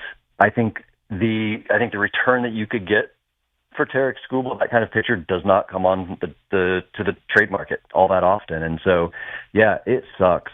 That's your guy. You turned him from whatever round they drafted him. I mean, it wasn't a first round pick into maybe the greatest pitcher in the game. And you hate to see that guy go, and I'm sure they're going to try to make a run at him in free agency. But I also think the front office probably hurt their relationship with him when they pulled that stunt with arbitration this year and filed such a low number. They lost. It bit them, but it might bite them again because you're right. He's not going to give them a discount. So, yeah, I think you have to trade him. I think you can make your team – He's that sort of player that you can only trade once, but if you do it right, you can turn your team into a contender as early as next year with some young, affordable guys, and you can afford to go sign some free agents without his contract on the books. So that, to me, seems to be the wise decision, but it's not just a pure decision of logic. There are emotions involved. This is their ace. But Levi, and I just want to follow up on this one. Look at what the Washington Nationals did with Juan Soto. He didn't want to, right? He didn't want to take the 465 or whatever it was at that time. He bet on himself, and he wound up getting 765, all good. But look at who Washington got for Juan Soto. C.J. Abrams, the starting shortstop in the National League for the All-Star. James Wood, who's been in the All-Star game twice in 2 years. So, Levi, it ain't the end of the world. You could get some young players, right? Oh, yeah. And recoup. Yeah, I mean, that's the sort of return that you're looking for right now for Skubal is something along the lines of, now, of course, Soto had more years left on his contract. He wasn't a quote-unquote rental player. Skubal will be a free agent at the end of this year. So you're not going to get an exact comparable package. Right. But here's the thing, and I don't think the Tigers should do this, but if you're negotiating and you need leverage, you can always say, listen, we're a better team than we played. Detroit had so many injuries. That's, I think, a big reason why they were so bad. On paper, they should be a better team. And so they can tell teams, listen, it's not a fire sale. We're not just trying to get rid of everybody. You want to overwhelm us? You want to give us something that is worth this, that can help us win next year? Great. If not, then we're going to load up and try to go win a World Series. I don't think that's the smartest move, but I think that might be the leverage move. He is Levi Weaver on with the Odd Couple on the Trash Talking Tuesday. I want to go here with you, Levi. Rob and I have talked about it, and Dave Roberts is trying to, make sense of what to do with Shohei. What would you do? He's obviously their leadoff and the DH, and he's been, good season as always, an all-star. But he's been great pitching, but he's obviously been nicked up when pitching. Do you shut him down the whole season? Do you give it some time? Do you just prepare him to be maybe a pitcher when you need him in the postseason? What do you do? I just give him however much time he needs to get right. I mean, the Dodgers are so far ahead in that division. It would take a historic collapse for them not to make the playoffs this year. And we saw last year they didn't have the best record in the sport. That was Milwaukee, and they were fine once they hit the playoffs. They didn't need to have the best record in the sport to be the best team in the playoffs. They still should have lost. The Blue Jays choked that down like 8 times in Game 7, but that's another story. Yeah, one kind of left a spike away from a World Series win. I'll never forget that. But, look, they've already got Tyler Glasnow on the injured list. They've already got Blake Snell on the injured list. They have more money than God. They're going to be fine. They, frankly, could be in the mix for Tarek Skubal. Because they don't just spend money at the big league level. They do everything well, and their farm system is stacked. So, don't count them out. It's going to be just a big groan from baseball fans everywhere besides Los Angeles if it works out that way. But they could go trade for somebody else. They could trade for, I don't know that the Angels are going to want to trade them Reed Detmers, but somebody comparable. And they can fill that spot as they need. And then when it comes time for the playoffs, put the other guys in the bullpen. But I think Ohtani is, you heard rumors at the beginning of the season that he wanted to add a Cy Young award to his trophy case. That's great. Maybe he'll get one day. It won't be this year. It won't be this year for sure. Yeah, but just rest him. Get him well. And if you have to put him on the injured list until his knee is fine and you live without that bat for a week or two, fine. The Dodgers are so far ahead in the NL West. Nobody's threatening. None of those teams are going to pass them. Do whatever you got to do. Get everybody healthy. Make sure that on October 1st you got as much of your roster ready to go as you can. Do you agree with this statement? I think the Yankees in the American League have the pitching to get to the World Series. Here, no Judge, no Stan. Look at all these injuries. Who do they have? But they got, to me, and going into the postseason, they got 3 big-time starters at the top of their rotation. I'd take them against any American League team, pitching-wise. Where are you? I mean, yeah, and you could argue that if Garrett Crochet is healthy, the Red Sox have an equally as good rotation. But here's the thing: there are like 2.5 good teams in the American League. Right. It's the Yankees. It's kind of the Rays, who do it with their own particular brand of voodoo magic. And then I think the Red Sox might be good. They just traded for an infielder that played 1 game and now he's on the injured list. But crazy. But they had that long winning streak. They could be good. And all 3 of those teams are in the AL East. The Rangers are winning the division in the West, and they're 3 games over 500 with a negative run differential. The White Sox are in the lead in the Central. These are not good teams. So yes, the Yankees rotation is very good, but if you ask me, it's not a hot take to suggest that they could make the World Series, because who else is going to do it? Yeah, I mean, you're looking at all the big-time teams that are performing well there in the NL. The Braves, the Brewers, obviously the Dodgers. We mentioned it's a down year for the American League. There's no doubt about it. Yeah, Cubs too. All right, Levi. So as we wind down this season, I just mentioned some of the NL teams. Maybe there's another one. Any other team you kind of got an eye on to say, hey, don't sleep on them? It could be AL as well. Ooh, let's see. I mean, the Phillies had such a bad start to the season. I don't think it's a surprise to anybody that they're going to contend. I think they'll be in the playoffs, and they've been streaky this year. So yeah, they're scuffling right now. They lost to Miami last night, and then tonight they got that was a bad loss too. They lost 1-0 tonight. Yeah, so could they have a first round exit and get swept? Yeah, they could. Also, if Zach Wheeler's at the top of his game and Schwarber and Harper and all those guys get hot, they could make a decent run at it. But I don't. Yeah, I mean, I think the Cubs, but their pitching is so decimated. Let's see what they do at the deadline to address that. But really, for me, it's kind of a 2-team race. It's the Dodgers and the Brewers right now. Yeah, and the Brewers are trying to, right the ship, if you will, get it done in the postseason finally. All right, Hey, Levi, appreciate you, man. Thank you so much, brother. Anytime. No All doubt. right. Give him a follow. 3-2 Ephes. I always wanted to ask him whether his middle name was Buttonfly. Just Levi Buttonfly. Yeah. Remember what Rob G said earlier? What's that? About It used to be funny? Yeah, it used to. Yeah, you lucky he's not paying attention No, right I now. know. First of all, how many people are in the other room? 17 of them right there? My goodness. All right, last call.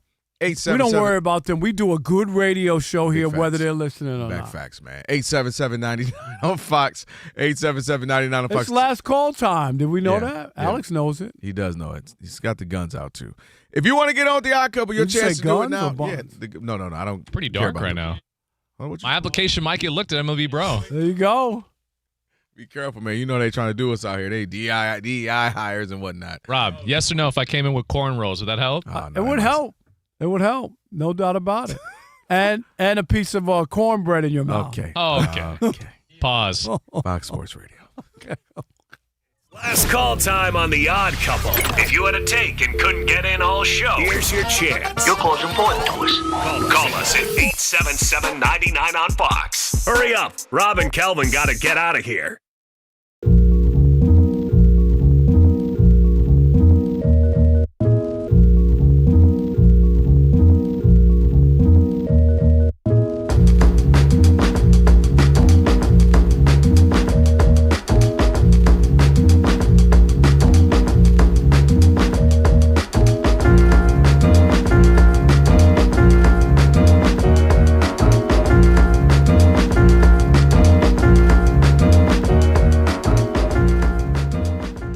The discourse surrounding Caitlin Clark and how she's being treated by her WNBA peers has really gone off the rails once again. Most notably by Boomer Esiason. Take a listen to what he had to say about the situation. If I were Caitlin Clark, I would seriously consider going to play overseas somewhere and get the royal treatment and get real money. From the Saudis? From somewhere. I mean, there's international. She can't go to the Saudis. Well, she can't go to the Russians either, as we saw that, Brittany Griner got stuck there. She did. Well, yeah, in jail. Right. So can't take that money from PIF. But a lot of the women actually do play, in European leagues because they supplement their income. But now supposedly their income is going up here. And I know that Caitlin makes a ton of money off the court in terms of endorsements, and rightfully so. But I think that there's a petty jealousy, and she's a straight white basketball player. And she is not being treated with any sort of respect whatsoever. What a shocker, Boomer Esiason. She's a straight white basketball. I want to say something. Yeah, I know this you is do. This is so up his alley. And despite all the money that she's making and all this other stuff, he's gonna throw out her sexuality. Hey, Boomer, why don't you name all the non-straight players in the WNBA that you just wanted to talk about? He is the worst of the worst. Boomer, if you thought he was a bad quarterback, he's a terrible talk show host. All he does is push narratives that he feels good about or that he feels great. This whole idea, the idea that she's making way more money than everybody else, but she should take her ball and go somewhere else. But did he have an example of where she could go? No, he didn't have an example because there's nowhere to go considering all the money that she makes. And not to mention, Rob, the reason why I told Rob G, I said, make sure we add that, was because this is a problem. This is exactly the problem with Caitlin Clark, and why sometimes I feel bad for her in the sense of she's just out there trying to hoop, but it's people like him who she's straight white female, as if she needs to be protected or should be honored or we should all bow down to her. Is she the only straight white basketball player playing in the WNBA? Sabrina Ionescu, who is in the league, and you could argue is better. You got other players as well. I just don't understand. Like, what are we doing here? Kelsey Plum has been playing better. Now, she's out now with some injuries. But my point is, Boomer is a typical guy who, when they turn a certain age, they think they can say whatever they want and do all that stuff. Boomer's going to wind up like so many of the other guys just like him, because this is what happens to guys when they get a certain age and they feel they're untouchable. And that's where Boomer is right now. He's playing that. Yeah, and that's my biggest issue. And this is the issue I have with the whole Caitlin Clark conversations we have. It is she came at the wrong era for where we are in life. Everything is divisive. Everything is all, with so much division. You can't, like, Angel Reese can't have a good game now because the things you see on social media from all the bros, she can't do this. How many layups? She made this. Everything is that now, right? Where she's straight white and a player. She should. What are we talking about? Did you hear what he said? I heard it, and that's why I said we got to put it. WFAN in New York. He's the same guy who thinks all the Knicks should go to Donald Trump and bow down to him. He's the same guy who attacked Abdul Carter. Yep. Abdul Carter and back, of course, when Colin Kaepernick was kneeling, it was the worst thing in the world. And then your quarterback goes to the most divisive president. Speech, and what's exactly, the issue? and he's on there with free speech. He didn't tell the team. The team didn't know till 30 minutes before. Thank you. He didn't talk about any of that. No, because he left all that stuff out. That's what Boomer Esiason is terrible. That's why they got rid of him at CBS. He's terrible. And that's the guy who continues to do this stuff. I don't know how. And then, of course, his partner's just a minor bird, so he's not going to push back on Boomer. It's awful radio. I can't believe that in this city, what does he call the mayor? Because the mayor's not a white guy who's 60 years old or whatever that and doesn't have the last name Cuomo. He calls him, what does he call him? What's the term? I probably don't want to know. I'll come up with it, but you know what I mean. Like something's wrong with him too because he's a different cat. So to get off of him, because forget him. I ain't even thinking about him. I only brought that up to say it's that type of sentiment that makes this where every other play, every other game is divisive. It's all the bros and the men and women are the problem. All that going on right now because Caitlin Clark is a really good player in the WNBA. That's it. She's a really good player. She's not the best, probably not even the top 8 or 10 right now. There are other people who are better.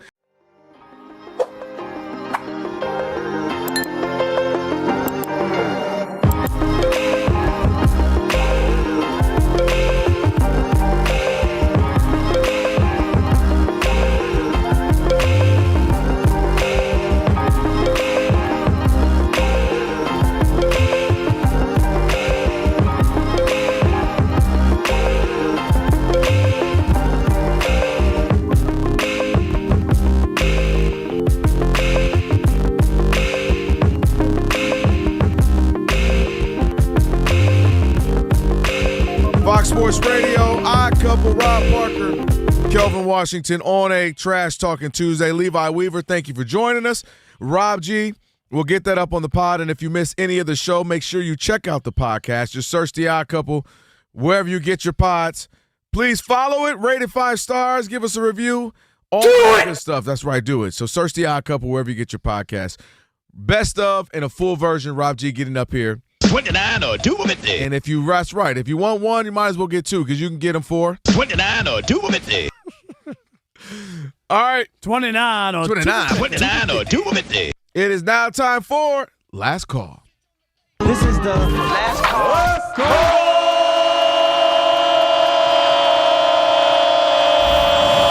It's last call time on the Odd Couple. Ow.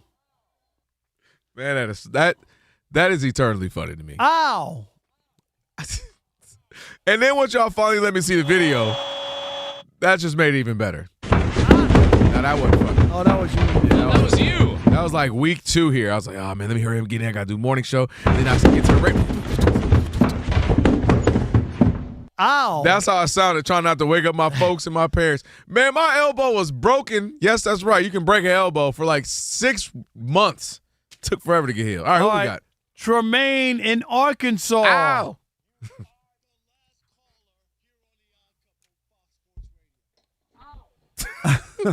What's up, Tremaine? Hey, what's up, guys? What up? Hey, man, I want to get on Derek Fisher, man, for that comment he made talking about how can you be a ring chaser if you created the ring? What? Them boys had a good chance of winning without LeBron. He in there talking about I can make the team a championship team. You're not the main course no more. You're a condiment. Guacamole. You can put sweet relish on the back of your jersey. I just want to get that off, folks. Tremaine, you are spot on right there. That man said relish, sweet relish. By the way, sweet relish. I ignored relish. I saw that for 35 years of my life. What's wrong with a little relish? No, I'm saying I'm gang now. I'm gang See? with relish. Now I know why he never changed. He never relished in anything. He never relished in anything. Okay, hold on. Very hold nice. on, Rob Parker. Hold on. Don't ever do that again, Alex. That was a you joke. What? You like that? That was a you I said joke. that's why Kelvin never changes. He never relishes in anything. That was very good. That was Thank you. And you know me, when it comes to hot dogs, I'm moving the sauerkraut to the side. Oh. Is this the Otani dog? Oh, boy. At least there was Let no me get the glizzy, no buns. Yeah, you went a whole month of vacations with no buns. It's crazy. It's so ridiculous. No buns, Rob? No buns. Come on. Everything. That's all right. Everything changes in less than, 8 days? When am I leaving? Monday? Oh. So you getting buns on there? What? In Atlanta? Yeah. What are you talking I'm going to the Mets-Braves game on Monday. baby. That'll be my first You hot ever seen dog. a boneless couch? That'll be a first hot dog with a bun. And you bet. No, you the one said it. You said everything changes 8 days. Alex, are you thinking about a boneless couch? Are you thinking about it? I'm thinking about it. It's only $160. No, Alex is too active. Thank you, Raji. Alex is way too active for What the you boneless mean? couch. You are way too Yeah, you might be. I'm sleeping on That it. boy You'll be needs doing something more else on it. sturdy. Yeah, that's right. I could be sleeping. Guys, I'm gonna need Afterwards. some structure. I'm gonna need some structure to this thing. It's just not working out for me anymore. Yeah, you Alex, you gonna just you pointless for the boneless. It's couch. just, Dub, you ever get stuck? Because I've been stuck before. I've been stuck before. Yeah, you know, listen. Stuck in the- we in the got 3 boneless kids for no couch? reason. Oh, I hear these. Man, take it back. We ain't heard that. What was that? We ain't heard that in a minute. Lord have mercy. Elijah. Hey, I want you to know, though, Alex, when I retire, all that stuff has to be emptied out. Oh, I'm ready. Oh, but we got to do one last. Well, Rob's got a flash drive of all his drops from all the other shows. We're making one for the iCouple. Yeah. I'll have a We gotta terabyte have worth one, of just stuff. like 1 hour where Alex just lets him go. All right, real quick, when are we debuting this Kinko's thing? As soon as the imaging is done, if we can get it done on a Freaky Friday, because it's going to be real X-rated at 9:30 p.m. Eastern, we will do it. So maybe next Friday before we leave. Maybe this Friday, depending how quick the turnaround is. Really? Yeah. Who wrote the open? You did? Ricky's writing it. But I gave him the vision for what we're looking for. Okay. Just don't use any curse words. You know, there's some staffers that might not be happy about this. That's big facts. I asked one of the staffers. They said that was not true. You are so I'm like, what? On a sports talk radio station? I made sure to text one of the alleged staffers. They're like, that did not happen. Is this a Christian Broadcasting Network? What is this? It could be. I don't know. Y'all dumb. I'm glad you guys enjoyed your wings. More to come. Okay? More to come. Are there any more in there left? It's all for you, bro. I don't know, because Jason Smith was in there eating them Nick wings. He's like, I got to get one out of each. I got to get a Nick wing. And Nick wing is crazy. I saw Jason. Uh-huh. Yeah, he's right there. He got Nick underwear on right now. He told you he's been ordering anything Nick's. He got Nick tank tops, Nick underwear, Nick socks, Nick deodorant. Just pull him out the crack, okay, Jason? The Jason Smith Show with Mike Harmon is coming up next. I never miss your radio show. I never hear it, so I never miss it. Did you hear that?